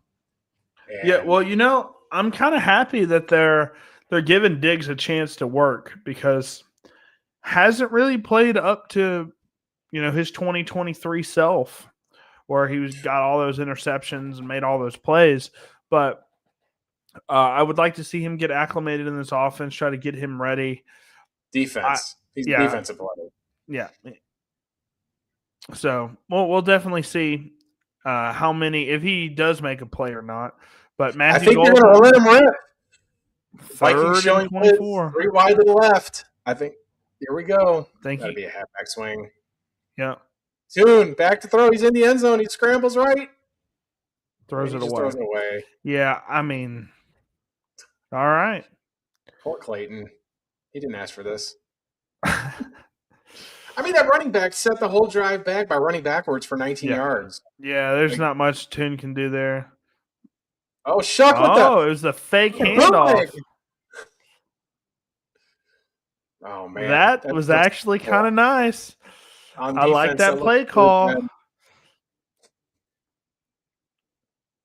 All right. Whelan set for his 4th punt. The Packers have done diddly poo on offense. Look. He's getting his money's worth. They're getting their money's worth out of the punter today for sure. Fifth punt on the day, doink. Great punt, all things considered. Down at the 41-yard line for the Vikings. So they're going to have their own pseudo 2-minute drill here. So let's see. I mean, JJ hasn't looked great.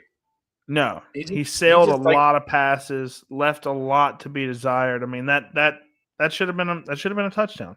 That should have been a Justin Jefferson touchdown. Yeah, he's just. I just think the Vikings whiffed on that first round pick when they took him. I bet they're kicking themselves in their own ass for not keeping Sam Darnold. Sam Darnold's going to the playoffs as a 1 seed. He had a great season for Minnesota, nearly had them as a 1 seed. So the Vikings have 121 passing yards. The Green Bay Packers have -3. Yep, that's accounting in sack yardage as well. Justin Jefferson again. A little swing route. Good stuff.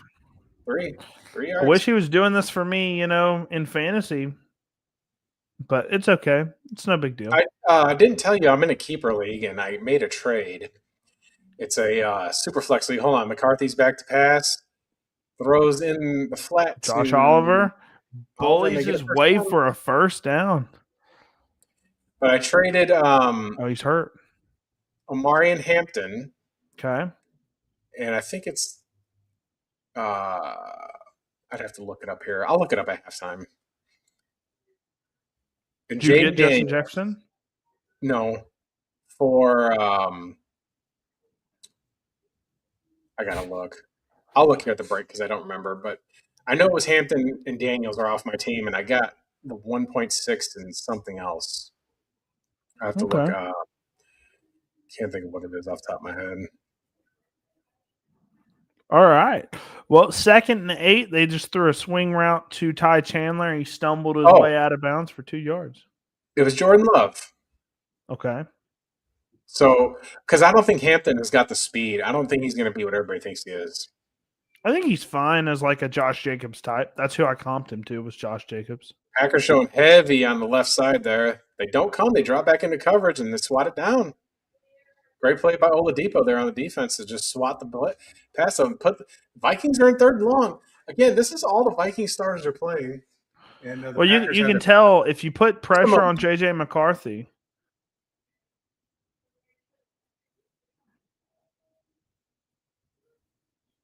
I mean, yeah, he had a wide open Jalen Naylor there. Wide open Jalen Naylor. They did a really good job batting that ball down. 3rd and 8 for the Vikings, up 6-0. 54 seconds left in the half. Honestly, I'd try to get 3-4 yards here. They're back to pass. He's going to go deep. McCarthy throws the middle of the field wide open. Jalen Naylor. Great throw. Right at the 20. So great throw, great ball placement, great zip on the ball as well. That's why he was a first-round pick. You just can't put it together. On 3rd and long, I'm always going to bring pressure. I'm going to make the quarterback make decisions. I'm going to make him especially make decisions. It's just when you give him time back there, he's got all day long in these zone coverages to find the holes in the zone. At this level at the NFL, you're going to find the holes in the defense and make plays. And he's done that 2 or 3 times now where he's just been able to sit in the pocket here. I mean, he's not even in a pocket right now. He's not stepping up. He doesn't have to. But that was great zip. That was great zip on the ball. But realistically, you're not going to have that time, and you're not going to have that clean of a pocket every play. And that's what separates him from the good quarterbacks in the NFL is when he doesn't have that pocket, he's looking to run. And he's not throwing deep to the end zone, and he just overthrows Addison. That's the 6th time now that he's overthrown somebody. Trevor Lawrence is going absolute ghost mode right now. He's got 3 touchdown passes in the first half versus the Titans. Yes, it's the Titans, but man. Well, I think when Cam Ward was ruled out, that kind of deflates the team. Yeah, that's really tough, man. I really liked Cam Ward. I thought he was the right pick, number 1 overall for that franchise. Yep. And I think the Titans have, it's going to take a couple of years there, but they're going to definitely build something amazing there, I think. even though that owner is grossly unpopular. Packers only send 4. Cox gets over there, Let's see what he and does on 99 the calls for run. 7. What a throw. Great throw on the run by And J.J. McCarthy. so the Packers force him out of the pocket, rolls right, throws a tiptoe pass on the boundary. Perfect spiral, perfect release, 2 feet in, first and goal Yeah. from the 3. So Great toe tap there. If I'm the Vikings, I'm just going to give it to Mason here. Just give me 6 points. Yep. That's what I'm doing here. He's obviously your go-to guy Yep, right now. He's timeout. averaging over 5 yards a carry. So let's see what they do Or here. they love using JJ McCarthy on the goal line here. Well, they give it to Ty Chandler. He gets to the 2. Ty Chandler almost got there. I guess Mason's not going to play anymore today. Maybe he got his incentive. But I'm glad to see these guys for the Packers getting their reps. Real-time reps against starters. Like, I'm glad that the Vikings aren't sitting anybody because it's going to make – you can't replace experience. A road NFL playoff game – or a road NFL game against starters in division – that's the kind of reps that are going to help the depth of your football team. It's like I was saying earlier about Alabama seeing, the backups play against other team starters, even if they're not as elite. I mean, the Vikings have a chance here to have a winning season. Yep. If the Bears win, the Lions will finish in last place. What a statement, huh? I mean, the Detroit Lions, who won 15 games last season, lose both their coordinators. And everybody's saying, "Oh, it doesn't matter." I mean, it mattered tremendously. Frank Ragnow retiring really hurt that team. I bet you the Lions go for center in the draft. There was a lot of really, questionable snaps from the center this year. All right. The Packers just clogged the line. And they give it to CJ Ham who gets in for the touchdown. CJ Ham, the fullback. Look, you said it earlier. Don't complicate it. Don't complicate it. Let's give it to CJ Ham. He's a big boy, big fullback. Let's take it back to 1955. Well, when you're at the goal line, right? Go for 2. It takes more time for the play to develop to give it to the halfback than the fullback. If you're giving it to the fullback, he's already closer to the line of scrimmage. He's halfway there. And it's far enough back from the line of scrimmage to get some momentum to just bulldoze your way in the end zone there. So, extra point by Reichard. Kick is up. Probably would have went for 2 there and make it a 2-possession game, but I guess don't worry about that right now. Now with Clayton go for 2 later whenever they actually score points on you. Makes sense. So 23 seconds until the half. Vikings lead 13-0 in a meaningless game for both these teams, but meaningful reps for the Packers backups. Yeah. And the game experience helps if they have to come in next week, for the wild card. The Vikings season ends here. So next year, last year the Packers finished the season against Chicago. This year they finish against Minnesota. So next year they'll finish against Detroit to end the season, probably in the Silver, what is it called? Ford Field now, Silverdome. I'm aging myself, folks. I'm an old man. 14 viewers, thanks for tuning in to our Packers-Vikings live broadcast. We legally cannot show you the feed, obviously, but we are giving you a play-by-play. We got the scoreboard up there talking ball, talking all these playoff implications for these games. And Vikings fans are excited. I mean, this is the last time they're going to see their team for the year because that's what you get when you're in Minnesota and you play indoors. The Bears are going to build that new stadium, and it's going to be indoors, and the Packers will be the only team playing outdoors, man, in the North. The Lions are indoors. The Vikings are indoors. The Bears will be indoors. But, hey, all right. I guess that's the path you want to go down. The Titans are going to be indoors. Football loses its mystique indoors. I think that there's something to be said about the sun and nature and real grass.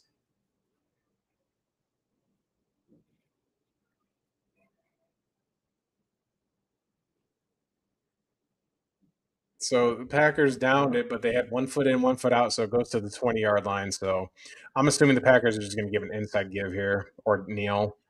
Yeah. So obviously, people are going to look at the stat line here and see one target for Matthew Golden, one drop. But Clayton Tune has 2 completions on the day. Yep. Not even an inside give. They're just going to kneel the ball down. And they're going to go into the halftime down 13-0. I'll be right back. Keep them entertained, Bobby. I'll be right back. Of course. So, yeah, I mean, I think I'm going to trash talk Matthew Golden some more. Sorry, Matthew Golden, but I don't know. He wasn't ever really a good first round pick even before the combine. For whatever reason, the combine kills a lot of teams. The combine, and look, guys, I get it.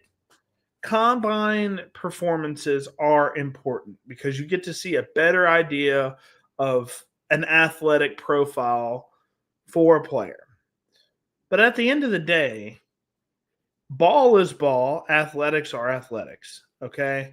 So Bucky Irving had a terrible showing, right? Terrible showing in the combine. And he goes out there. He's a day 3 pick because of it. And here we are. Bucky Irving is a starting running back, was amazing last year, banged up a little bit this year, but still was good. You look at guys like Kyle Monungai, who didn't perform that well athletically. Look at what he's done. You just have to look at the film. And I feel I'm a guy that's film before combine always. If a guy can play on Sundays or Saturdays for college, then he can play. Doesn't matter what his athletic measurables are. And when you see guys like Omarion Hampton, I had Omarion Hampton as my RB3. He's still good. And I had Matthew Golden as my wide receiver 8. Had plenty of guys over him. Had Kyle Williams over him. I know he hasn't played a lot, but mark my words, Kyle Williams is going to be a problem for the Patriots. Had guys like Jalen Royals over him. I know he hasn't got to play a lot for the Chiefs, but I loved that pick for the Chiefs. So, yeah, I mean, you look at the film, you look at how they play in game. Combine is important, but I feel like teams really overvalue combine performances, and I think that's why Matthew Golden was a first-round pick. Who did I say I wanted the Packers to draft? Luther Burden. But see, the problem with that, I don't think the Packers went wide receiver. Oh. Unless you're worried that Christian Watson's not going to play anymore. Y'all had wide receivers galore. Maybe y'all didn't have a bona fide wide receiver 1, but I feel like that's a little – I mean, the Patriots don't have a bona fide wide receiver 1, and they're fighting for the 1 seed in the AFC. You know, if you have a competent quarterback and decent weapons, it doesn't matter. And Luther Burden is so similar. You would utilize him basically the same way you would utilize Jaden Reed, and that would just be an issue, right? You'd have 2 of the same player. Even though I do think Luther Burden's a little bit better of a route runner than Jaden Reed is. So I am going to bust with some breaking news. As you see, I threw the little breaking news banner up there. Uh-oh. Ladies and gentlemen, as you know, I am an Alabama Crimson Tide fan through and through. And we've just received word that somebody from the Alabama Crimson Tide is entering the transfer portal. Right guard Wilkin Formby, who has been the Achilles heel of the offensive line, is entering the draft portal, folks, or is entering the transfer portal. So he will not be on the Alabama Crimson Tide. And with that being said, we love to see it. We love to see it. He's been an absolute liability back there. Like, he got shoved around. It just was Packers or Alabama fans were extremely irritated with his performance this year. He took over for Elijah Pritchett, who transferred out to Iowa last year. Michael Carroll absolutely came in and played right tackle. So we're going to see more and more things happen here with the transfer portal. It was just that's Packer. Or believe me, I'm just reading the comments here from Alabama fans. But just for he's got 2 years of eligibility remaining. He's 6'7", 324. But I'm going to read you some of these comments from Alabama fans about him entering the transfer portal. Are you ready? Praise the Lord. Washed product. Big for absolutely no reason. Hey, look at the chat. Oh, 56 comments. Are we getting spammed? Nah, somebody rated us. Hey, raid, like and subscribe. Thank you guys. You'll love to see Grossy, it. huh? Yes. Yes. Grossy Thank you guys. raid. Thank you Thank you, my for tuning in. friend. I don't know what a Grossy rate is, but thank you so much. This must be Tom Grossy, the Green Bay Packers comedian. So thank you, Tom. We appreciate it so much. Thank you. Really, thank you so much. That's so awesome. We got some bear down guys in there, but Looks like these are all.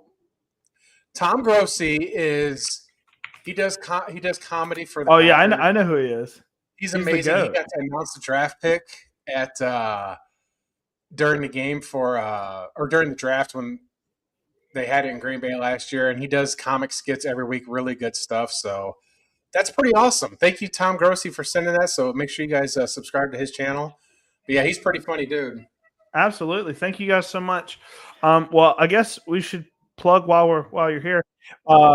Justin Paul Sports does all the sports betting stuff. We do stuff every single week going over fantasy and sports betting. So if you guys want to talk about that, and if you want to do anything film related on players, things like that, that's where I come in.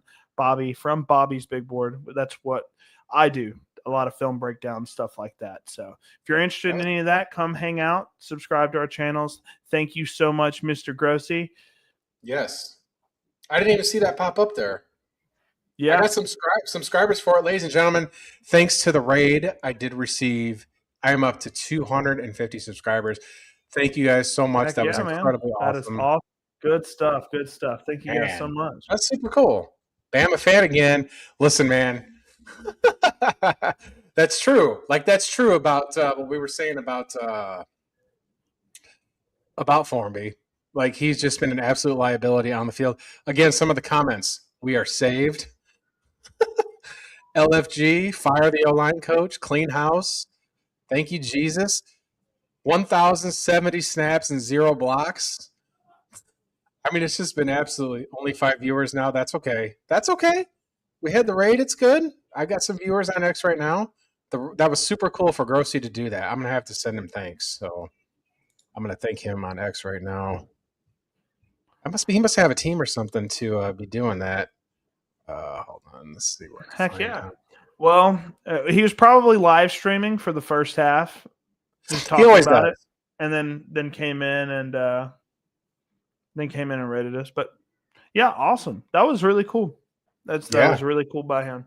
But anyways, 13-0 on the halftime report here. We'll go ahead and talk about the other teams here. Houston. Let's talk about Houston real quick. Houston versus Indianapolis. Indianapolis holding strong, 17-20, only down 3 points.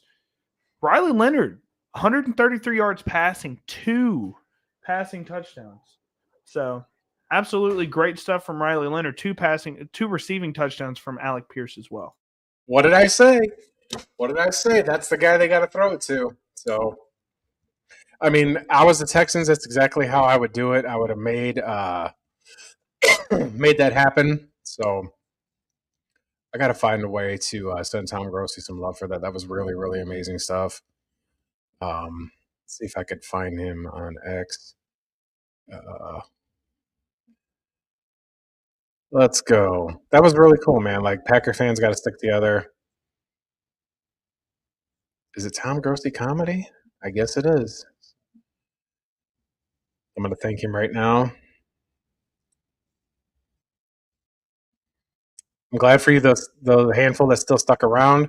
Obviously, I don't have the talent that Tom Grossi has, but he's earned his stripes. I know he was trying to get to the. I know for a while there he was working on getting to a certain threshold, and on his videos,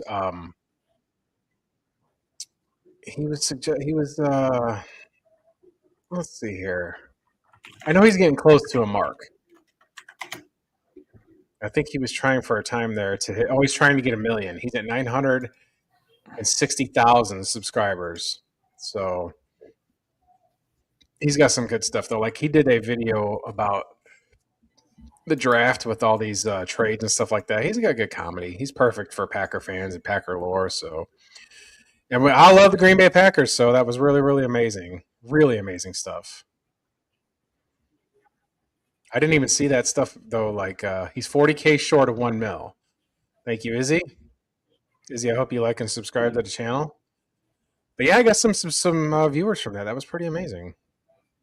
I don't know what else to say, but that's certainly gratitude. That's what you do when you get up top. Like you pass it down, and when you pass it down, that spreads love everywhere else. So just got to keep doing this, Bobby. We've been doing this for how long now? For a few months, but we haven't been really calling Packer games in real No, time. let me see This is the something first real time, quick.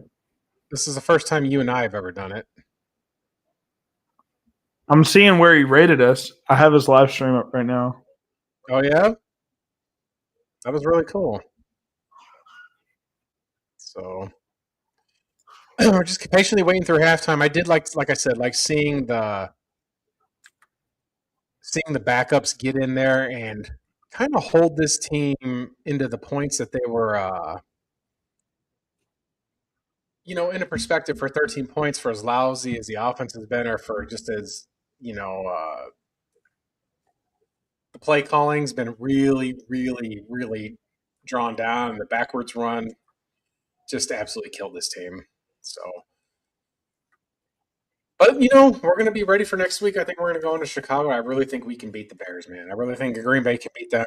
That's bias aside. I think that they're going to find a way to frustrate Caleb Williams. They've done it the last 2 times they played. If it wasn't for that onside kick, which is traumatic for Packer fans, based on that 2015 NFC Championship game, onside kick. Just a moment, Bob. Be right back. Well, sweet. That is awesome. That is awesome. Yeah, I just saw. So watched his channel, and apparently at halftime he looks at smaller creators and stuff. So that's really cool of him. Thank you so much, Grassi. We'll come by and say hello next time you're live streaming, my friend. Thank you so much. But he is live right now. That's probably where everybody went, since he's currently. People just pop in and do it. But that was really cool of him. We appreciate that a ton. But anyways, let's go ahead and look at a halftime update. We'll go ahead and look at the box scores of all these games real quick, kind of tell you my thoughts on this. So Riley Leonard at halftime, 18 of 13, 133 yards, and 2 passing touchdowns. Really good stuff. Actually leads the team in rushing as well. Jonathan Taylor expectedly versus this Texans defense just was not going to be great. 1.4 yards a carry, but Riley Leonard, 2 dots, 2 Alec Pierce, 3 for 79, 2 touchdowns as well. Looks like Riley Leonard did lose a fumble though, so that's not great. Then we look for Houston. I know earlier you said that Houston needs a running back. I don't know if that's necessarily true. I like Woody Marks a lot. I think they just need another guy that's a little bit more of a bruiser type, since Nick Chubb is just really past his prime, unfortunately. And we don't know the status of Joe Mixon, but CJ Stroud game managing his way to another win, possibly 14 of 23, 169 and a touchdown. Woody Marks 10 for 48. Schultz had a big catch as well. I know that Nico Collins is not playing today. Jaden Higgins has been coming on strong with the whole touchdown category. We'll go ahead and go to the next game here. Dallas at the Giants. Folks, Dak Prescott. What's going on? Just got to interrupt. Say the Packers have 12 total yards in 20 plays.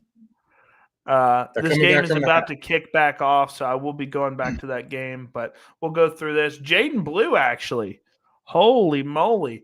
11 carries, 76 yards, and a touchdown, 7 yards a carry versus this Giants defense. Coming out party for him for sure. I know it's the Giants, but CeeDee Lamb, 1 catch. George Pickens, 1 catch. Gunnar Olszewski's kind of cooking here as well. But Jackson Dart having himself a decent day as well. But game's about to kick back off again, so let's go ahead and go back to it. So thank you to that grocery rate. I got 99 likes on that. Yeah, I saw that. I looked at that. So James takes it outside. It's going to be 1st and 10 for the Packers. Let's see him do a little something here on offense now. Quit playing around. Let's have a little fun. Let's let it rip. Let's do those plays in the back of the playbook that you don't normally bust out. Could be some good times here. The Yeah, Giants but do do they like, want to do that though? Do they want to why bust not? out some plays that? Well, you may want to save those for a rainy day on the playoffs. You know what I mean? So I know they're going to try to keep it practice squad, preseason like. So I think they're going to Inside stick to the handoff. run game. Emmanuel Wilson get his reps in. Keep Josh Jacobs fully healthy, and we expect a 20 carry performance from Josh Jacobs first round of the playoffs versus probably the Bears, but we'll have to see. But That is second down and correct. about 7 now. We are playing the practice squad. I mean, like, but it's good for them to get reps. Like I was saying before, the Grossi raid there, which was pretty cool. Thank you, Tom Grossi. Get him Yep. to 1 million. Just that you like to see that here in these games that don't have meaning, but you're still getting the valuable reps. Yep. Tune tosses it right to Wilson. That's a good There hole in we there. And he gets the go. first down. That's what we want to see. Just He some can be a efficient bowling running ball, football. man. Once he gets a head of steam going, that's when he really can get things going. But with this interior O line basically out because they're resting them, it's going to take a little bit to him to get going, right? Because Emmanuel Wilson, he's a guy that once he gets ahead of steam, he can plow forward for 12, 13, 14 yards pretty easily. He's not going to break a 60-yarder because he doesn't have the speed. But he's a guy kind of like Ollie Gordon, where if he doesn't get ahead of steam, he can get stopped for a loss pretty consistently. Hey, Tune with a nice little throw there for 7 Yeah, yards. on the road. Jaden Reed coming off of he was not in that play, right? Jaden Reed came off the bench and came over and helped out his buddy. That's a good sign. Always great. I'm really glad that the offensive line is getting some work here in this game. It just Absolutely. it's just like with Morgan, with these high round draft picks and Belton, like I want to see them get their reps. Morgan was a first round pick, so he's got Yep. some stuff to do. Simple inside handoff again with the Good. first Getting skinny through the hole for second Emmanuel level. Wilson. That was a great run there. That Yeah, was his past the third 40-yard line. cutback lane there. So that So was there a we go. very good run. So the Packers have made the playoffs. They're showing in the history. 2 seed, 1 seed, 1 seed, missed the playoffs, 7 seed, 7 seed, 7 seed. Only 7 seed to win a playoff game in 23. And quite frankly, they should have beat the 49ers. That was just a choke by the kicker. Carlson's never been forgiven for that. That's a nice little inside run there on first down, Yep. gaining some yards. So now we're getting some push here on the Vikings defense. Does the Vikings still have their starters in there? I didn't see. But Well, Emmanuel Wilson's seen the field better right now. That's yeah, the big thing. I mean that last run that he had for about 13 yards or so, he really had to get some sweet feet under him and cut back to the opposite B gap there to really get that going. And that was a really impressive one. A I think really the second impressive run. teamers are in for Minnesota. I see Byron Murphy there. No, Van Ginkel's still in. I think this is Okay. still the first team. So they do a toss right for a loss there. So it's going to be 3rd and long. And man, just like do something here. I feel Just like this is all a pass 4 down play. territory already, right? Because I mean, you got Clayton Tune out there. You're not starting any of your starters. I think it's just time to go for broke a little bit here.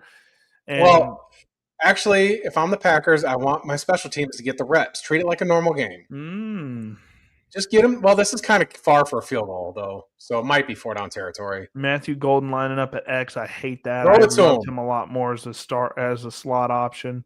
Oh, Oh sacked. no, Dallas Turner again blowing up the play. That's his second sack of the game.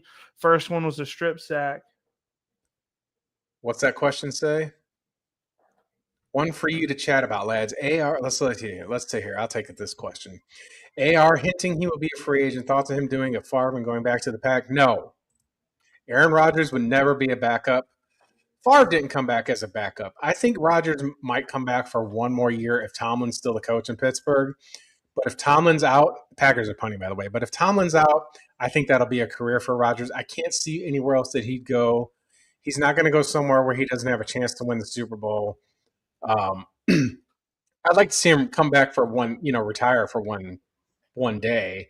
I mean, he's always going to be a Packers legend. There's not going to be any other quarterback. By doing a Favre, I mean going to the Vikings. No, Could you no. imagine? Well, I've already lived it. But no, I don't think that the Vikings would go with it. I don't. Yeah, I don't think so I think either. I think it really hurt Favre's legacy going and playing in Minnesota. Like it just would be a slap in the face. Like, and it's funny because Greg Jennings did that and absolutely fell off the cliff. Favre. So here's the thing: when Favre went there, they should have beat New Orleans, and there was some really lousy officiating in that NFC Championship game. I mean, the Saints were playing really dirty football, got a lot of late hits on Favre late in that game. And then, Favre does what he always does is he throws those picks and it cost them the game. But they should have never been in that position. That Vikings team is really good. I think they would have took the Colts to the limit, potentially could have won it. A Favre Manning matchup would have been absolute elite. But the Saints ended up handling their business in that game. But I don't think that Aaron Rodgers is going to sign anywhere and sit on the bench. I don't. I don't think he. So I don't think he loves football like that, like Favre did, or some other players. I think when you've been doing something your whole life, you kind of just want to do something else. You want to do something else. He'd been sitting there and playing football, and he's been mulling retirement kind of since he was with Green Bay, and it's been his 3 seasons already. And I think he's going to be the type of guy that when he retires from football, I don't think he's going to be around the game. I don't think you're going to see him in a TV booth. I don't think he's going to coach. I don't think he's going to do radio. I think Aaron Rodgers is going to do what Aaron Rodgers wants to do. And people think he's a strange guy, but I don't think he's a strange guy. I think you just, when you get older and you get in your 40s, I'm in my late 40s, you just want to do things that interest you. And when you lose passion for something like that, you're not the same person that's trying to make it in the NFL. He's not that 25-year-old guy who's trying to make his name in the league. He's a 4-time league MVP, Super Bowl champ. He's done it all. You want to do different things. You've got plenty of money. He's a different cat.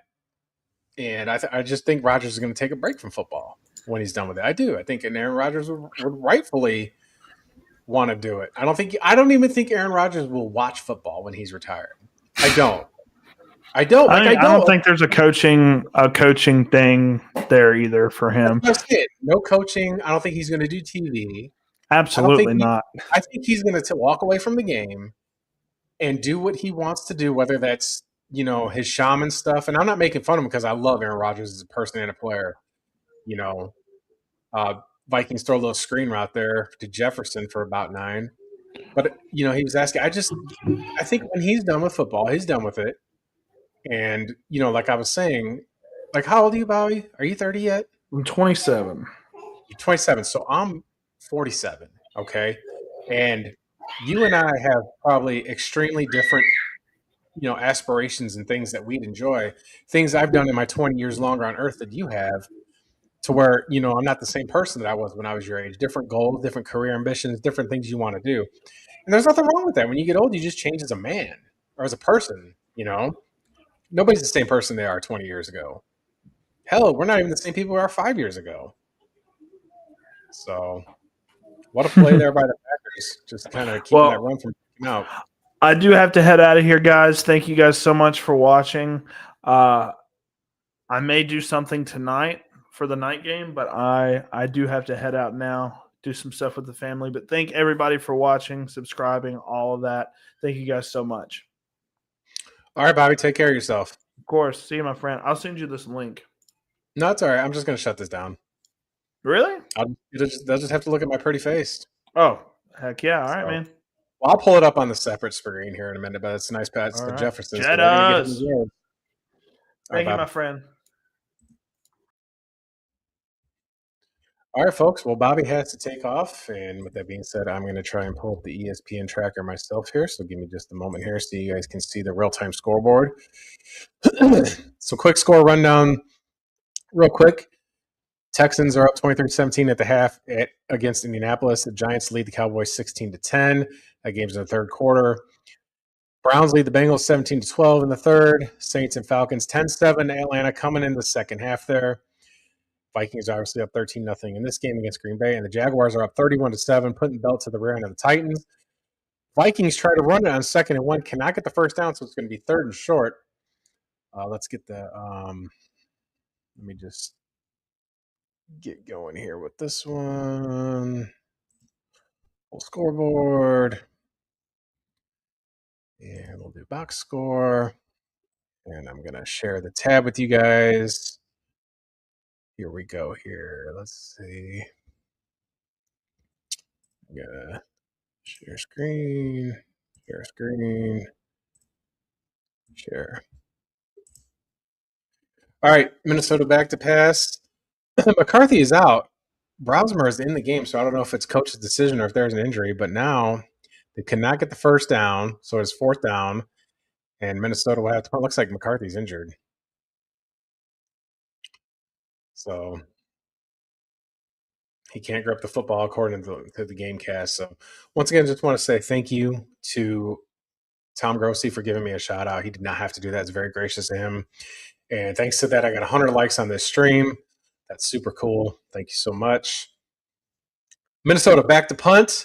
Packers bring a little bit of pressure there. The punt is away. The punt is deep.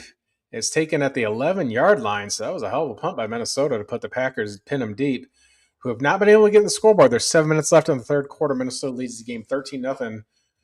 I think McCarthy's day is probably done, but he's looking around. And I think he wants to help. But Max Brosmer there really can kind of take a little bit of pressure off on the defense for the Green Bay Packers.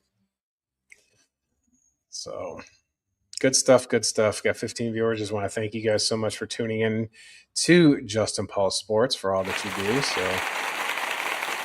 heck yeah, we're going to enjoy these games. Hopefully, the Bears win their game against Detroit, so that way we can see a Packers-Bears rematch in the playoffs. We've only seen that once, so that's really good stuff here. I wonder if I should do the game cast on here. Let's see if we could do the instead of just the statistics.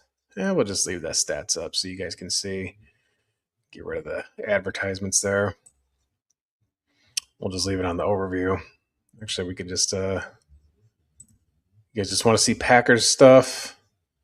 I will do an overview so you can get kind of a comparison. So JJ McCarthy has played the full game, mostly 14 to 23 for 182 yards. So that's a very pedestrian output. Jordan Mason got 10 carries, 46 yards. Jefferson, though, they may try to get him 100 yards on the day. They've had success in the air. The Packers offensively have just been a total wreck. So, but like you said, we're playing all the practice squad players. We're doing what we can. McCarthy looked disinterested there. Maybe. I mean, I think when you get injured and you want to play and the coach pulls you out of there, there's definitely a frustration going on. So, excuse me, y'all. Having myself a little Dutch Brothers coffee. Even though it is nearly 1 o'clock in the afternoon out west, I am out west, for those that know. But it's been a good game. Scoreboard isn't indicative of it. The stats aren't indicative of it, but we have seen the Packers backups go out there and show heart. The play calling has just been really dialed down, almost to a high schoolish type of effort. But it's been, kind of what you expect on a week 18 when you've got things locked up. And, reminder that the Packers are going to the playoffs and the Minnesota Vikings are going home.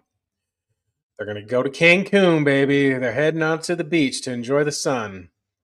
They can watch the Super Bowl and the playoffs from home just like the rest of us. So here we go. Packers got the ball 1st and 10.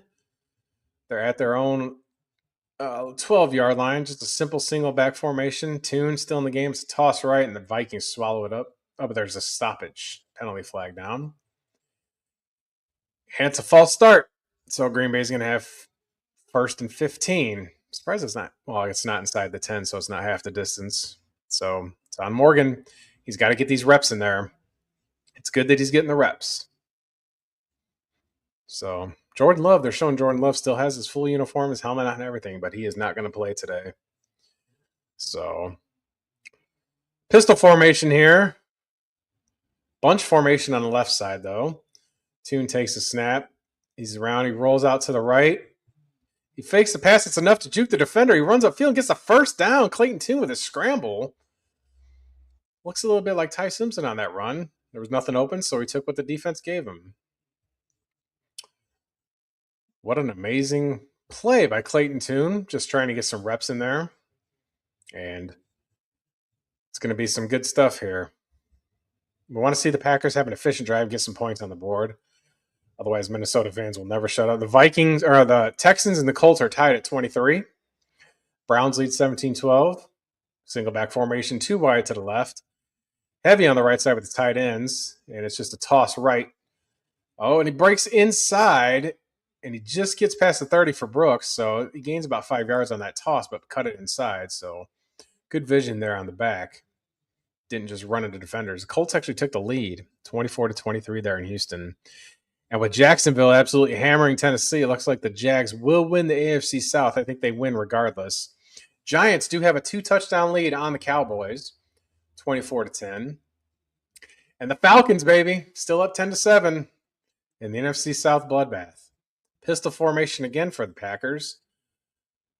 And it's an inside handoff to Brooks again. He got a hole on the left side, gets the first down, and a little bit more. So it's a good, efficient run on 2nd and 3. Packers out near the 40-yard line, so we got ourselves a little drive cooking here. It's late in the third quarter. Riley Leonard ran on a QB option, just broke a tackle, and scored a touchdown. So the Colts doing some damage on the road. The AFC South, it's going to go to the Jags, but both those teams are in the playoffs anyway. Single back formation for the Packers, 1st and 10, toss left. And again, cuts back inside. This is Wilson this time, gains about 4 or 5. So they're effectively running the football here. And that's what you want to see. Izzy says the Jags have been my surprise team. For me, it was the Panthers. I thought the Panthers were a playoff team as the 7 seed. But they may get in there as a division winner. It's the only way they can get in there. And the NFC South has been some wild, wild west stuff. So here we go. Single back, handoff again inside. And they get 5 more yards, so they get the first down. So the Packers are just doing simple tosses, inside runs, nothing flashy, nothing crazy. They keep showing Jordan Love in there. But there's going to be some kind of nothing that they want to put on film against the number 2 seed next week. But those afternoon slates going to hit like crack because there's some really critical matchups for the last of the playoff seeding. Packers have 5 carries, 38 yards on this drive. No passes have been thrown. Got a bunch formation to the right. Golden in motion from right to left. Tune does some play action. Nearly stumbles. Rolls to his left. Gets around the defenders. For all that for no gain. So, didn't look kind of like a busted play where he was able to make a recovery.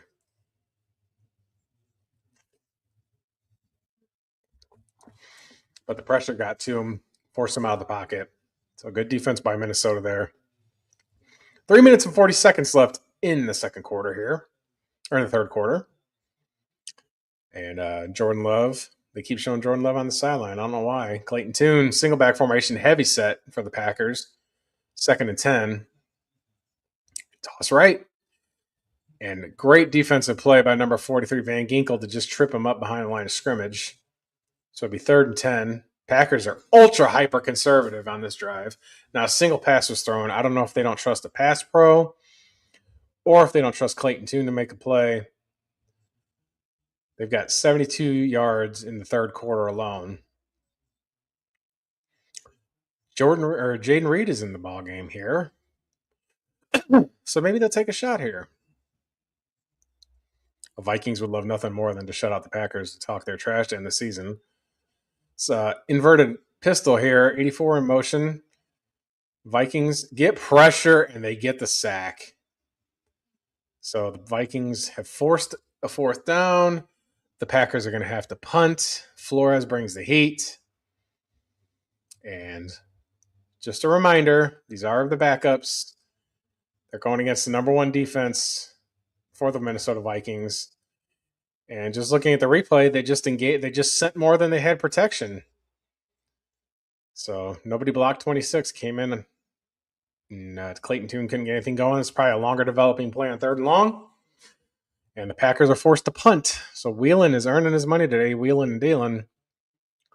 And Minnesota punt goes, and it's fielded at the 3 by number 82, and he gets tackled at the 6. So fantastic punt. I'm surprised he didn't just call poison and let that go for a touchback. But nonetheless, 152 left in the third, 13-0 Minnesota leads, and they're going to have the ball come out of the break. Izzy says that's not a fumble. Yep. That's fine. Again, these are guys that aren't playing every day. So we're going to see what's going on. At a commercial break here, about to go in the fourth quarter. Wonderful to see any Desmond Ritter. That'd be kind of fun just to put him in there. So I got over 100 likes on this. Thank you so much. Just want to thank again Tom Grossi for doing that bomb on this channel. That was super cool. That was really, really cool. Just checking out some news here while we are at commercial break.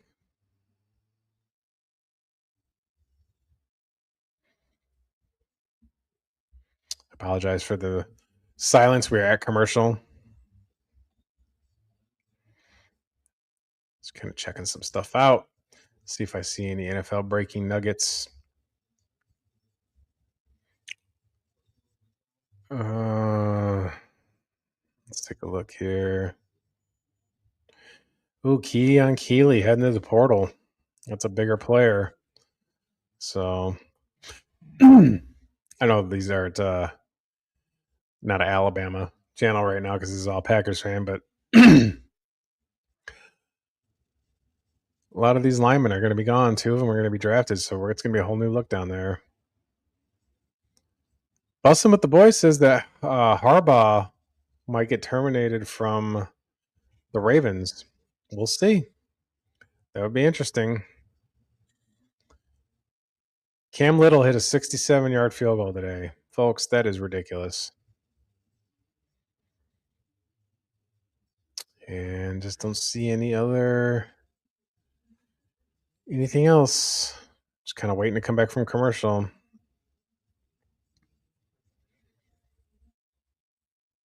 All right, we are. LT Overton is declaring for the draft. That is not surprising. He has no eligibility left. And we are back from break.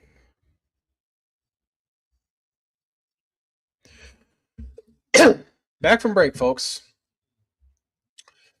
Wild card weekend. Next weekend, the Vikings will not be playing in it, but the Green Bay Packers will be, and you love to see it.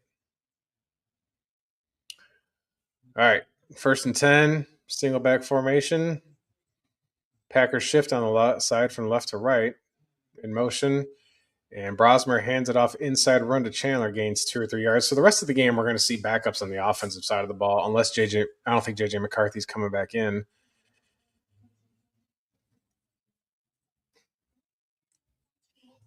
But the Packers might not bring back Halfley. He might get a head coaching position.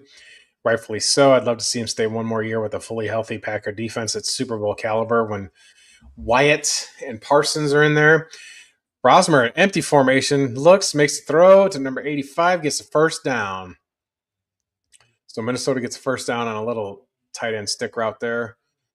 Just simple breaking the zone coverage. Nothing amazing about what they did there. Falcons have a 13-7 lead. Panthers fans have got to be on the edge of their seat, hanging on.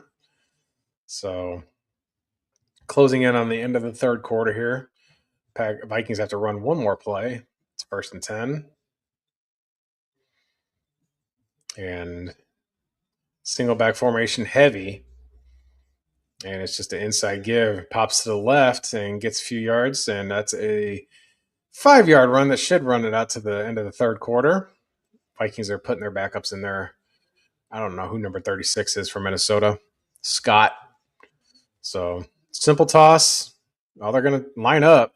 They might try and draw them off sides here, but this 3 wide outs, shotgun formation, I don't think they're going to snap it. Naylor in motion from right to left. Nope. No snap. End of third quarter, Minnesota 13, Green Bay 0. Bobby says Riley Leonard is doing the damn thing. He must be throwing to Alec Pierce. That must be my guess. That's what I said they needed to do.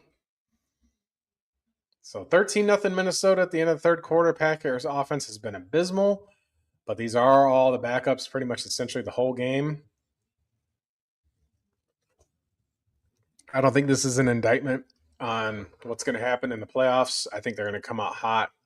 As LaFleur says, the piss will be hot. So Pierce, 135 yards, 1 touchdown. 3 touchdowns for Riley Leonard. Hey, maybe that's their guy going forward. They still got Anthony Richardson there. They're going to make some decisions in the offseason for Indianapolis. We'll see. We'll see what they do. All right. Here we go. Fourth quarter, ladies and gentlemen, the regular season wrapping down here for the Green Bay Packers. They're going to get ready for the playoffs, which I've said about 10 times in a row there. It's a beautiful Sunday afternoon. It's a great week to close the regular season. Get ready for the college football semifinals on Thursday and Friday. And we will have NFL playoffs on Saturday and Sunday. So things are on the up and up. And we love to see it. We love to see it. And we also like to check our crypto portfolio when that's taken off. That's always good stuff too. So, hey, shout out to that. And remember, folks, if you do subscribe to my channel here, Justin Paul Sports, I do sports betting picks. And I have to be very mindful. You know, we just preview all the games. I make picks on the games like a million other people on this YouTube. So that's just what I do. Got 19 viewers. I want to thank you guys so much for tuning in. We do Dynasty Fantasy Football, like Bobby was on earlier. His channel, he does all sorts of previews for your draft, for your rookie drafts, for your Dynasty picks, things along that sort. And I'll be doing college basketball when the NFL season's over, and I'll be doing the UFL and the CFL in the spring. So it'll be good times for that. Do football year round here if I possibly could. And just hope that you like and subscribe to the channel. Thank you for tuning in. What a day it's been. Great to see these backups getting some reps. The reps are important too because it helps you understand down and distance and situations if you got to come in the game due to injury. And that's been the case. So, but no points on the board. You don't want to see that. But we'll see if they can get the Vikings to get a stop here. But the Vikings do have an elite defense, so it's not surprising that the Packers twos can't get on the board. Here we go, 2nd and 4. Brosmer's still in the game, so I'm sure McCarthy's day is done. And single back 3 wide out formation here. Brosmer does some play action, looks to the right side, throws, and wide open. He's got Justin Jefferson who gets out to the 40-yard line, breaks tackle, and has basically been stuck at the 40-yard line. First down for Minnesota.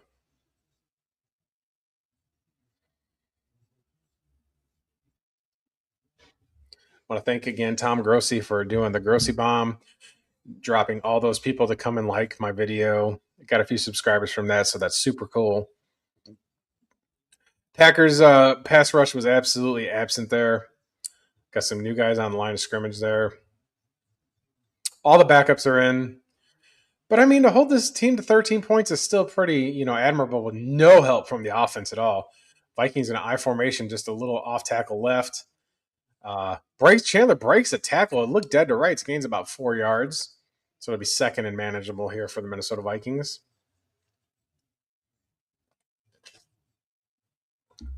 I will say for Minnesota, they're not wearing them today. But those icy white uniforms that they have with the white helmets, they should stick to those on the road. They're really cool looking. I got to give them that. All right, 2nd and 5 for the Vikings. They're at their own 45.5-yard line. 3 wide out, single back offset to the left. Packers showing blitz, and they're coming. It gets picked up a little bit. Brosmer just throws it deep down the right side, and it's incomplete. That's great coverage there, but there is a penalty marker down. It's probably going to be defensive pass interference, but he didn't turn his head.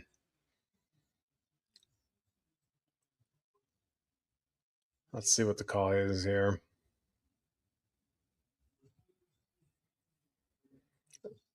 Flags have been noticeably absent. Let's see what the officials call here. Illegal contact on defense declined. Pass interference, so it's going to be a spot foul. So it'll be first down Minnesota. They move the field to the other side of the field.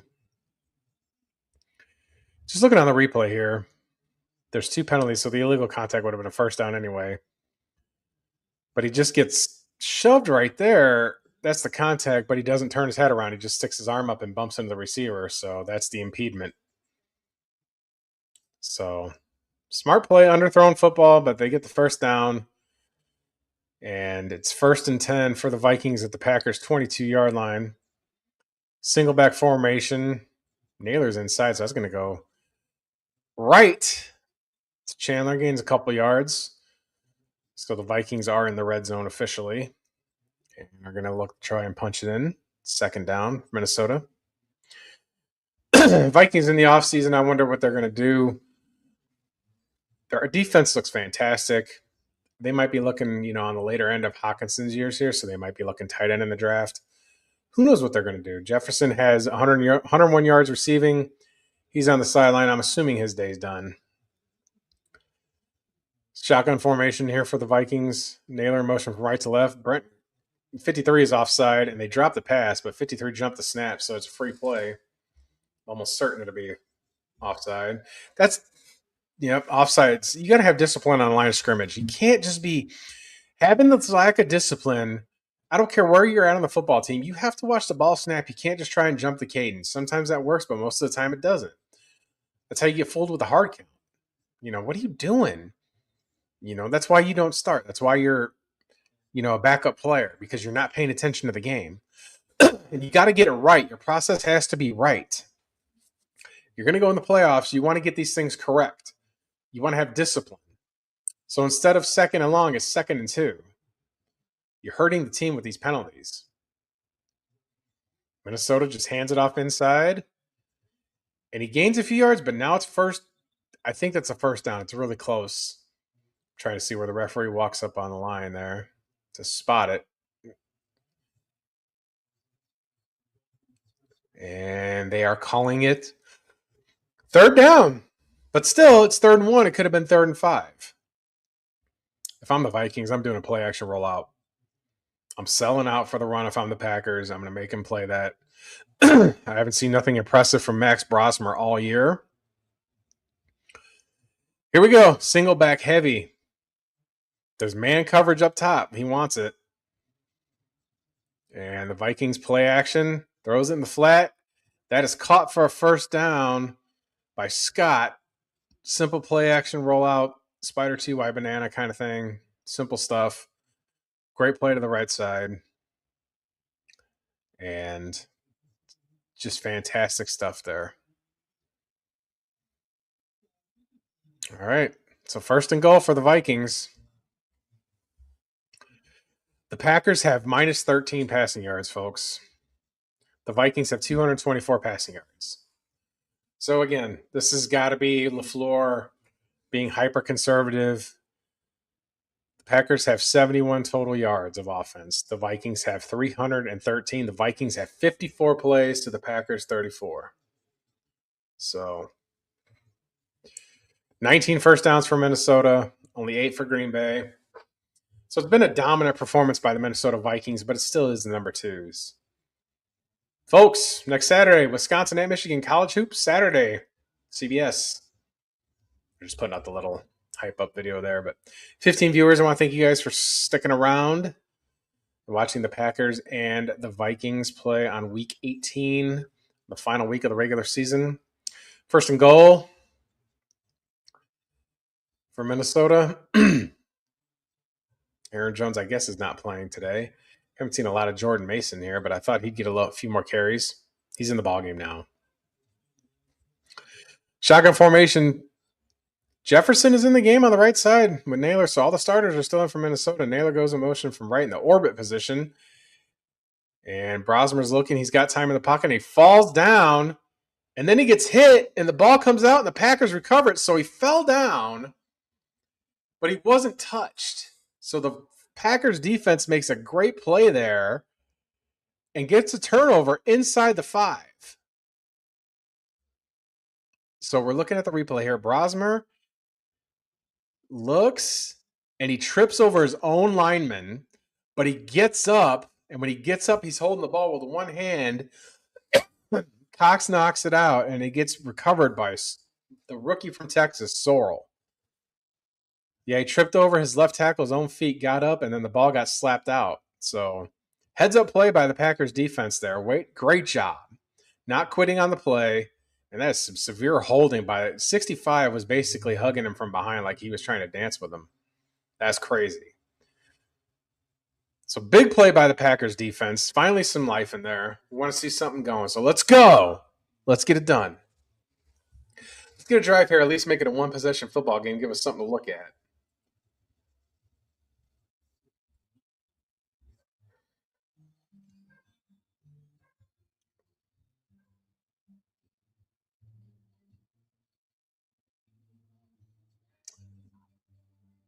Lots of Alabama players entering the portal. Rico Scott. That's not surprising.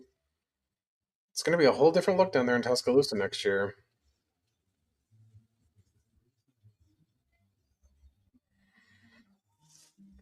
So here we go. I got 14 viewers. Thank you guys for sticking around. Going to wrap up this Packers Vikings game in the next hour and get ready for the afternoon slate.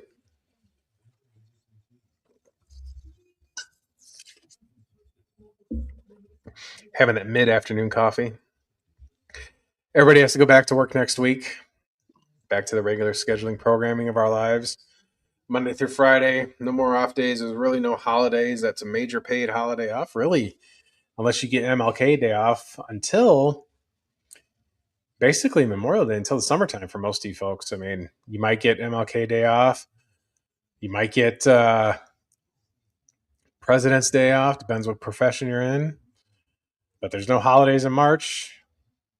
A lot of people work Good Friday for Easter Sunday, so there's no paid holidays there. Just gonna have to ride out to the summertime. The next 4 months, you're gonna have to grind it out. Wonder if you guys got any good New Year's resolutions. 16 viewers tuning in. Thank you so much for tuning in. I greatly appreciate you. But good stuff. Good stuff. They're hyping up the UFC. Justin Gaethje is going to take on Patty Pimblett. UFC 324 should be a good one there.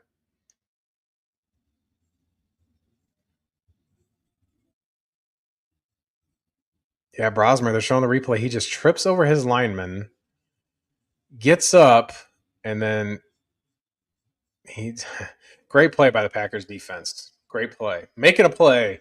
That's what we want to see. Clayton Tune in there in shotgun formation. Now they're going to start throwing the ball a little bit, and he gets sacked. Damn it. Like this pass pro is just fiercely overwhelming the Packers' second offensive line. So negative play again. Come on, guys, have a little bit of pride. 2nd and 20. Man, that's just like the last thing you can do. But Brian Flores don't care. Got 4 sacks on him already. Just been shooting themselves in the foot with these negative plays all day long. Tune back to pass again. Throws a little quick hitch to Golden, and it's either incomplete or he's down. They strip the ball out. Incomplete pass. So Golden's been pretty much absent or not involved with the scheme, or they're not looking for him. But just a terrible series here. You get that great play on defense. 3rd and 20.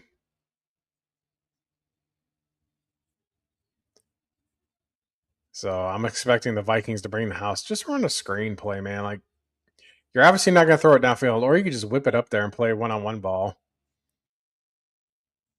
But they got 4 wideouts, and the Vikings are showing blitz on the right side. Running back goes from left to right to pick up the protection, but now they're showing it on the opposite side. They don't come. So Tune rolls out, throws it in the flat to the halfback, and gets about 5 yards, so the Packers will punt the football. But the sack on first down ruins the whole series offensively. Clayton Tune has not been able to get anything going today. Anything, no garbage time points, nothing. The Vikings are doing a full court press.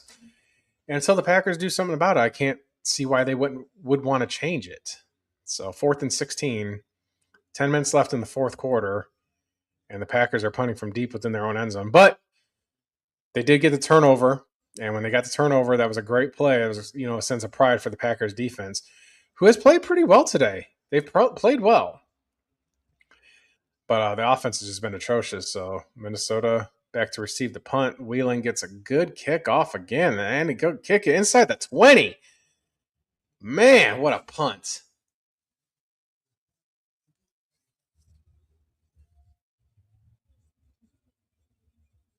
So he moved the field. Like that was an all pro kick to kick them inside their own 20 from practically inside their own 20. Special teams are so important, man. I think Bisaccia knows that his job is on the line, folks. And I can't say that I blame him. I mean, he's been under scrutiny. You know, they had that blocked field goal against the Browns, cost them the game there. So let's see. Checking out some other stuff here. So it looks like McCarthy is injured.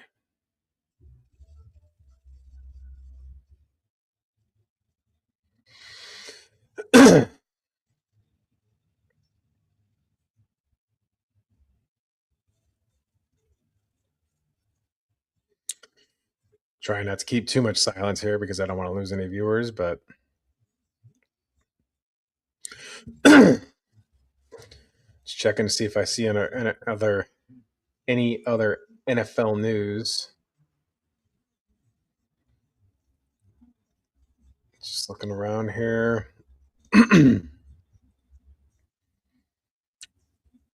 Nothing really going on.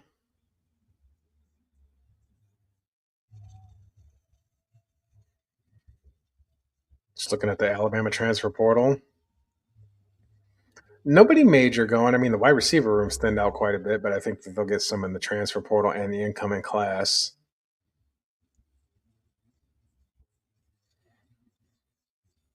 Mm-hmm.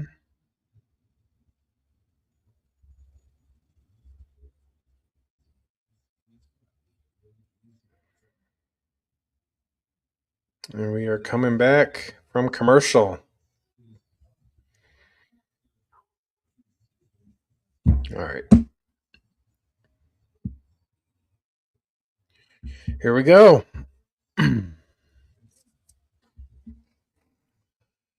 Fourth quarter, Packers defense has been bend but don't break, only giving up one touchdown. Had some great plays in the red zone defensively, causing some forced field goals and the turnover on that last series. 9:44 left. A lot of positives there defensively. I mean, the Vikings playbook hasn't exactly been wide open either, but still things plenty to hang their hat on. Vikings take it 1st and 10 at their own 18-yard line, just an inside give to Mason. Breaks through the second level, gets 10 to 15 yards on that run. So a little inside run. Javon Bullard's in there, and he is injured, folks. And we do not want to see that. Do not want to see that. Just want to check out some scores here. Looks like the Titans getting whipped. Indy is losing. Dallas is losing. The Browns are winning. And the Falcons have a 13-10 lead on the Saints. So all kickoffs are about to resume for the rest of the league in about an hour from now, almost exactly. Going to commercial. The injury on the field. Bullard, I hope it's not serious. Because if Bullard's not in there, we're going to see some Evan Williams. But it's not the worst thing. And it might not be the worst thing because we'll have Trevon Diggs going in there with Nate Hobbs and Casey on Nixon. So, but you definitely want Bullard in there. He's an elite safety. Green Bay has minus 19 yards passing, folks. For Christ's sake. Just nothing. Just a nothing burger offensively. This is ridiculous. Like it's a bit ridiculous at this point. You've thrown 8 passes this whole game. Like you've tried to run it 26 times against a great run defense. Like, I don't know, man. There's nothing, I don't know. Maybe there's nothing in the playbook that you like that you want to put on film. But Golden being practically getting a whole lot of nothing isn't helping things for his stature. All right, Izzy, take care, buddy. Thanks for tuning in. Thanks for liking and subscribing. Catch you on the dark side. That's right. You know, we'll catch is a playoff game next week, folks. And yes, I have been sipping on this Dutch Brothers coffee. There is something in here. I'm just not down in it.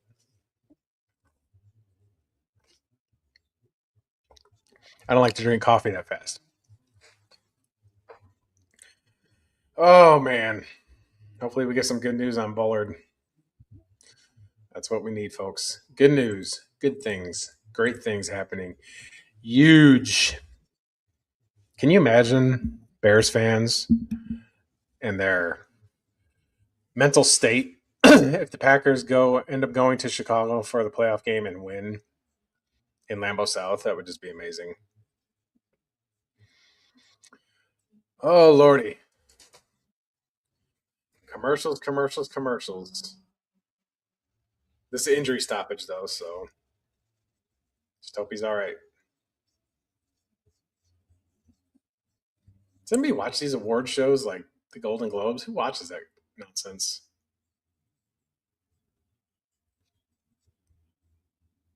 So they say he walked off on his own power, so that's good.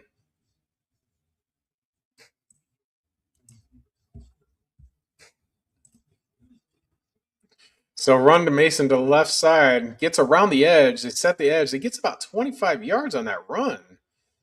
So now we're seeing a little bit of fatigue set in for the Packers, I believe. And quite honestly, that's not surprising. But what are you going to do?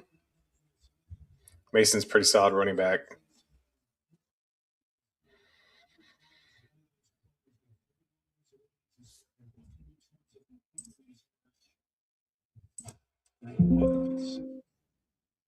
All right, so first and 10 for the Vikings at the Packers 39-yard line. I formation for Minnesota.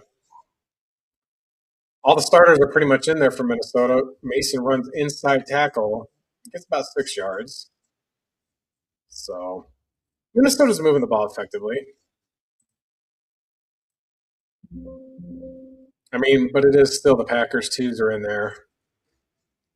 Just things along that sort. Heavy run offense for the Vikings here. Okay, 18 viewers. I want to thank you for tuning into Justin Paul Sports and watching this game with me as your commentary. I'm not as elite as the CBS guys, but hey, I'm offering Packer insight because that's what I care about. Split back formation for Minnesota.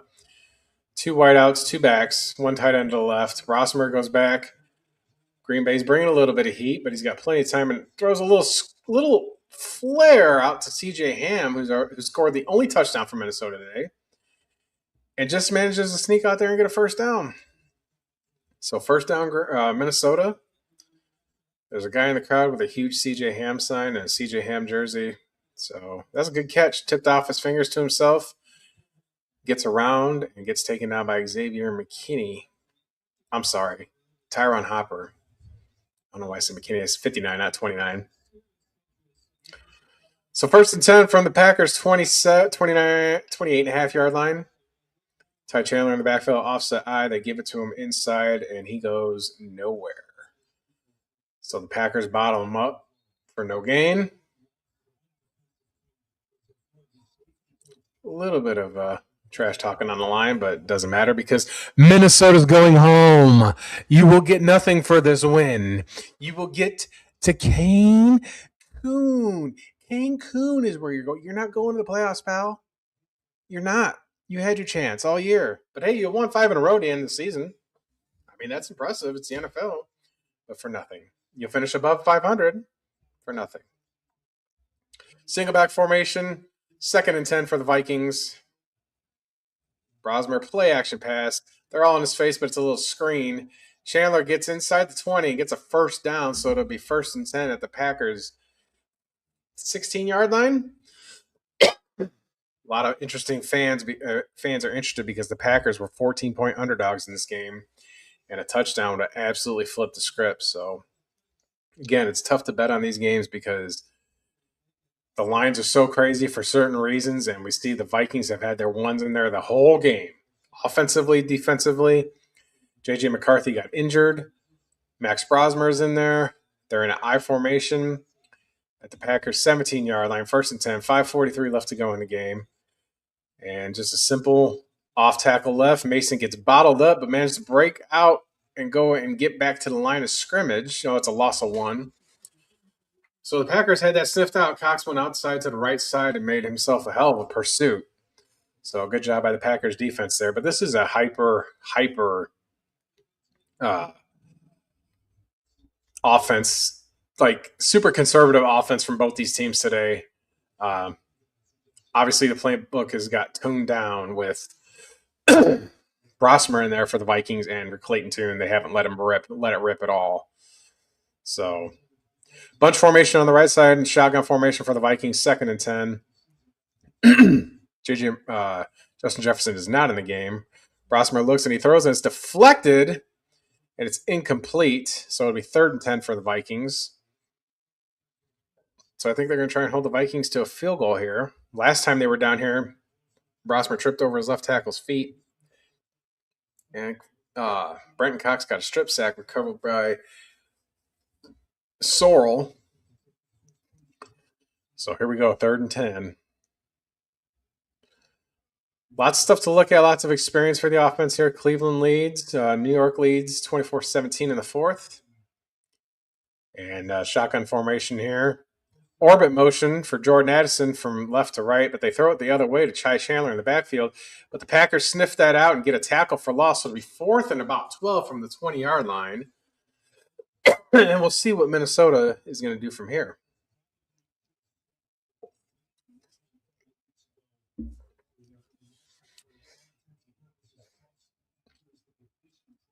We got a score alert. Tootin'! 5-yard rushing touchdown for the Jaguars. They are up 42-7. They have clinched the AFC South. Will Reichert is in for the field goal attempt, 37 yards for Minnesota. He does not miss, folks. Alabama legend. Kick is up. Down Broadway. Best kicker in Alabama history.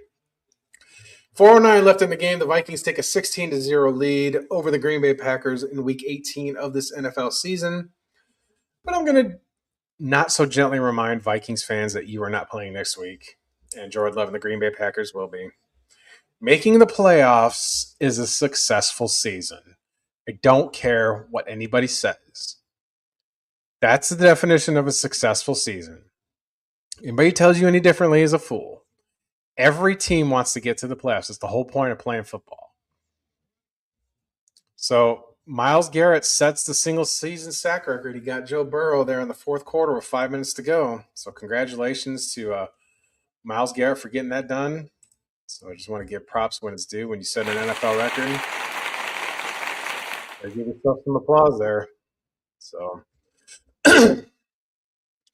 ironically, they don't go to commercial break. I think they just want to get the broadcast out of the way here. It's going to be 1st and 10 for the Packers. I'm sorry. They're kicking it off. Indianapolis leads Houston 27-26. That game's in the 3rd quarter. There's about 15 seconds left. Cleveland does have that 17-12 edge over the Bengals. New York 24, Dallas 17, 12 minutes left in the 4th quarter there. Atlanta's got that 16-10 lead with 10.5 left to go there. And Jacksonville is up 41-7 on the Tennessee Titans. Cam Ward did get injured in that game early. It is 16-0 here. Green Bay is the only team to not score any points. But, like I said, we're playing next week. Reichert kicks it off deep gets fielded at the 5-yard line by Wilson, who gets a seam up the middle and gets out to the 40-yard line. So Emmanuel Wilson out there returning kicks gives the Packers decent field position, but I'm sure we're going to see a negative play and 2 handoffs.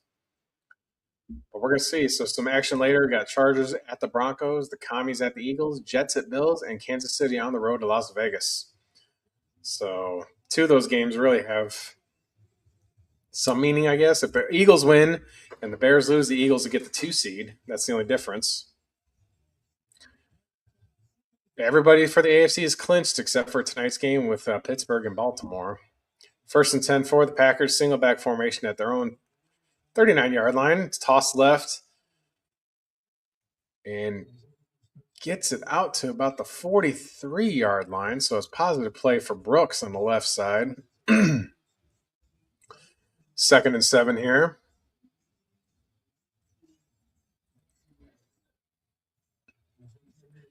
So let's see what the Packers do here. 2nd and 7, 3 minutes, 40 seconds. Let's get down the field. Let's get some points on the board, boys. The Packers at the Vikings 42.5-yard line. There's a stoppage.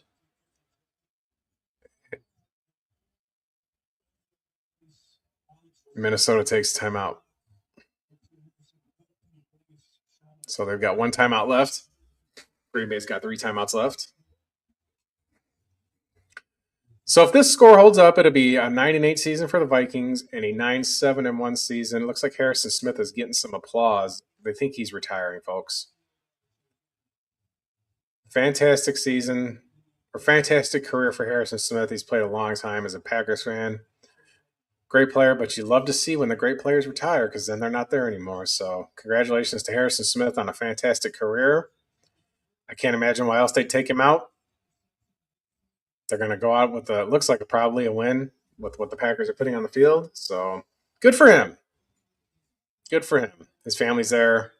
Bunch of 22 jerseys clapping.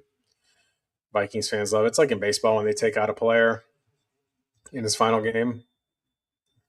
So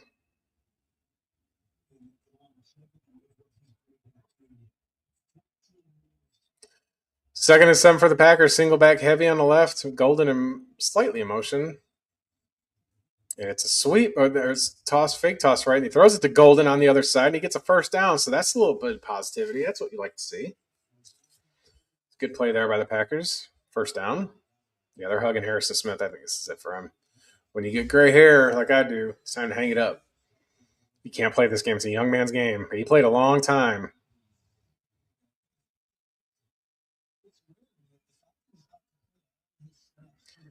First and 10 for the Packers. Inside give. Oh, and he breaks free, and he gets past the 40 at first down. Nice run by Brooks there. So the Packers are getting yards here. We're on about the 3-minute mark almost here. So they're showing a lot of Harrison Smith. I think this is it for him. So, all right, under 3 minutes. First and 10 from the Vikings 38-yard line. Single back formation. Clayton Tune toss left. And they're getting through there a little bit more. The Vikings starting defense is still out there, folks. So they're just winding the clock down, just going to do runs the rest of the way, I'm sure. We're not going to see any passes in this from Adam Stenovich or Matt LaFleur. So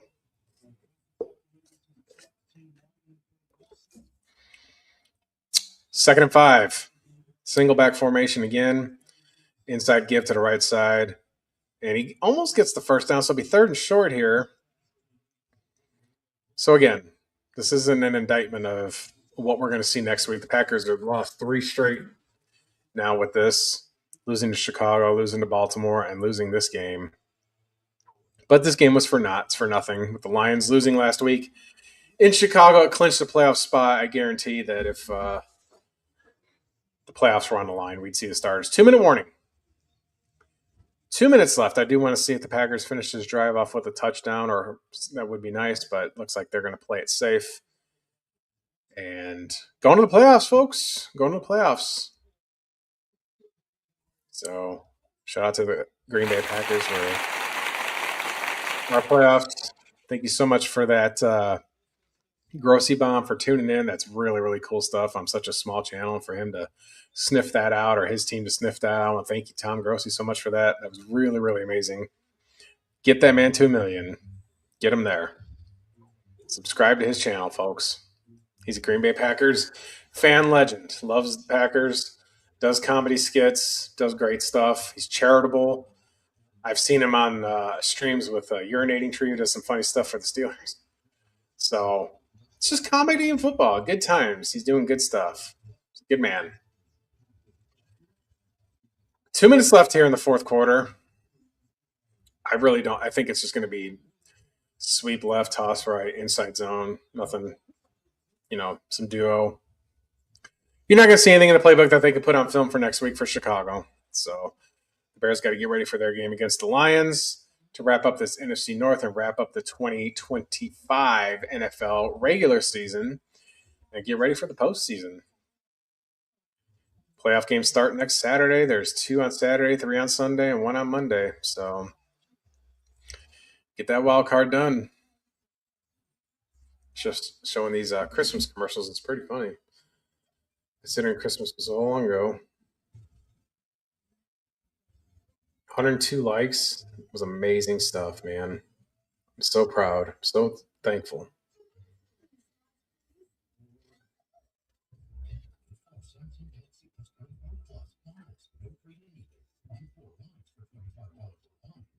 All right, here we go. Here we go.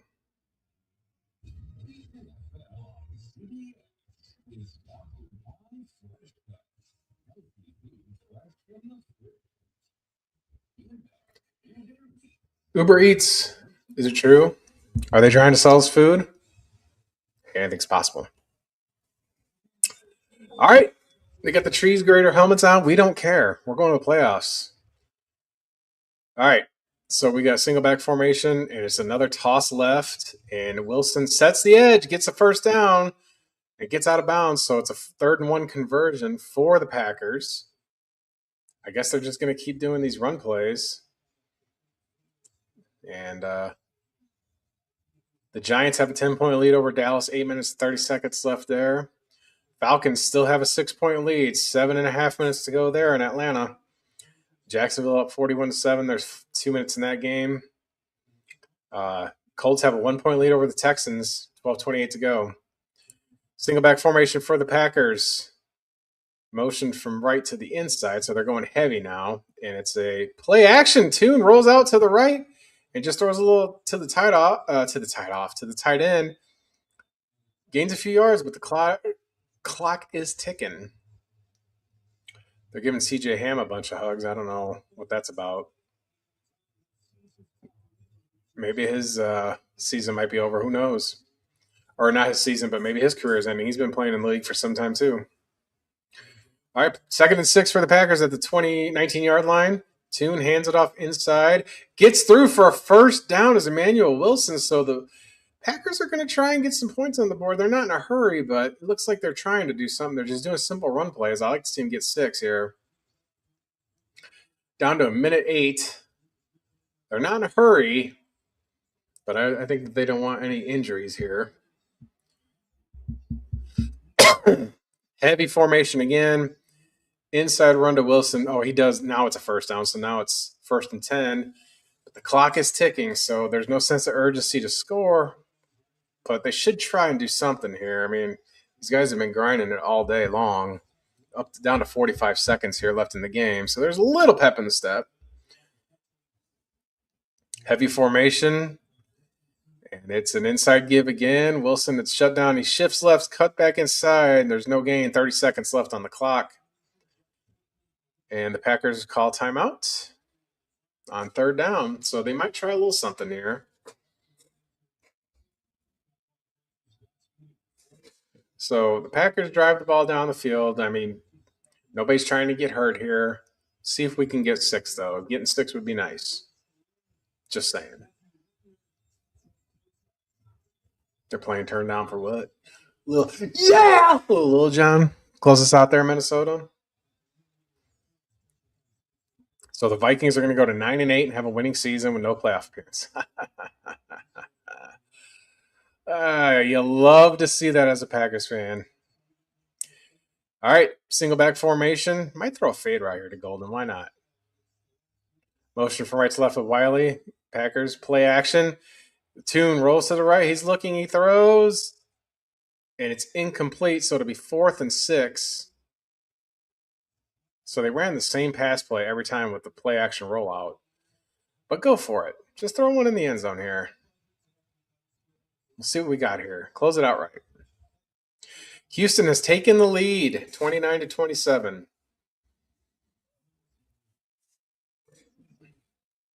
But if I'm Houston, I'm pulling my starters at this point because the Jags locked the division up.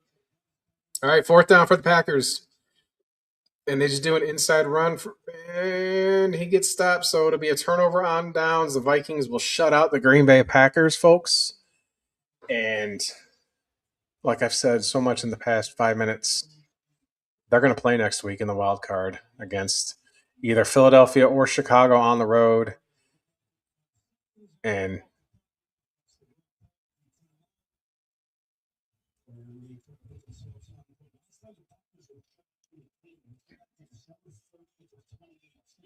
Packers haven't been shut out since 2018, but the game has gone fine always. Oh, wait, there was a timeout.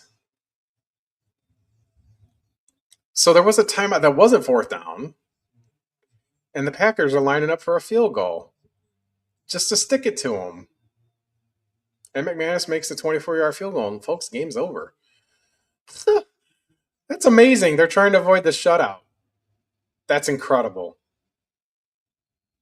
Oh, they almost blocked it, though. So the Packers avoid the shutout. Impressive. Well, congratulations to the Green Bay Packers. They're going to playoffs. Thank you so much, Tom Grossi, for what you did for me by getting me the Grossi bomb. I want to thank you guys for tuning in. I am going to call it a game. As you can see, 16-3 is the final there. 34 yards passing for Clayton Tune. Just an absolutely abysmal. I mean, let's just look at the team stats here real quick. McCarthy had 182 yards, but Minnesota right here, 8-8. You don't pass Green Bay in the standings, folks. You love to see it. All right, folks, with that being said, I am going to tune out for the day. Thank you for watching this morning. Thank you for watching the Packers and the Minnesota Vikings Week 18 with me on commentary. Thank you to Bobby's Big Board for tuning in for half the game and providing analysis this morning. You guys enjoy the rest of the games, and we will see y'all next week for the playoffs. So have a great day and enjoy some football.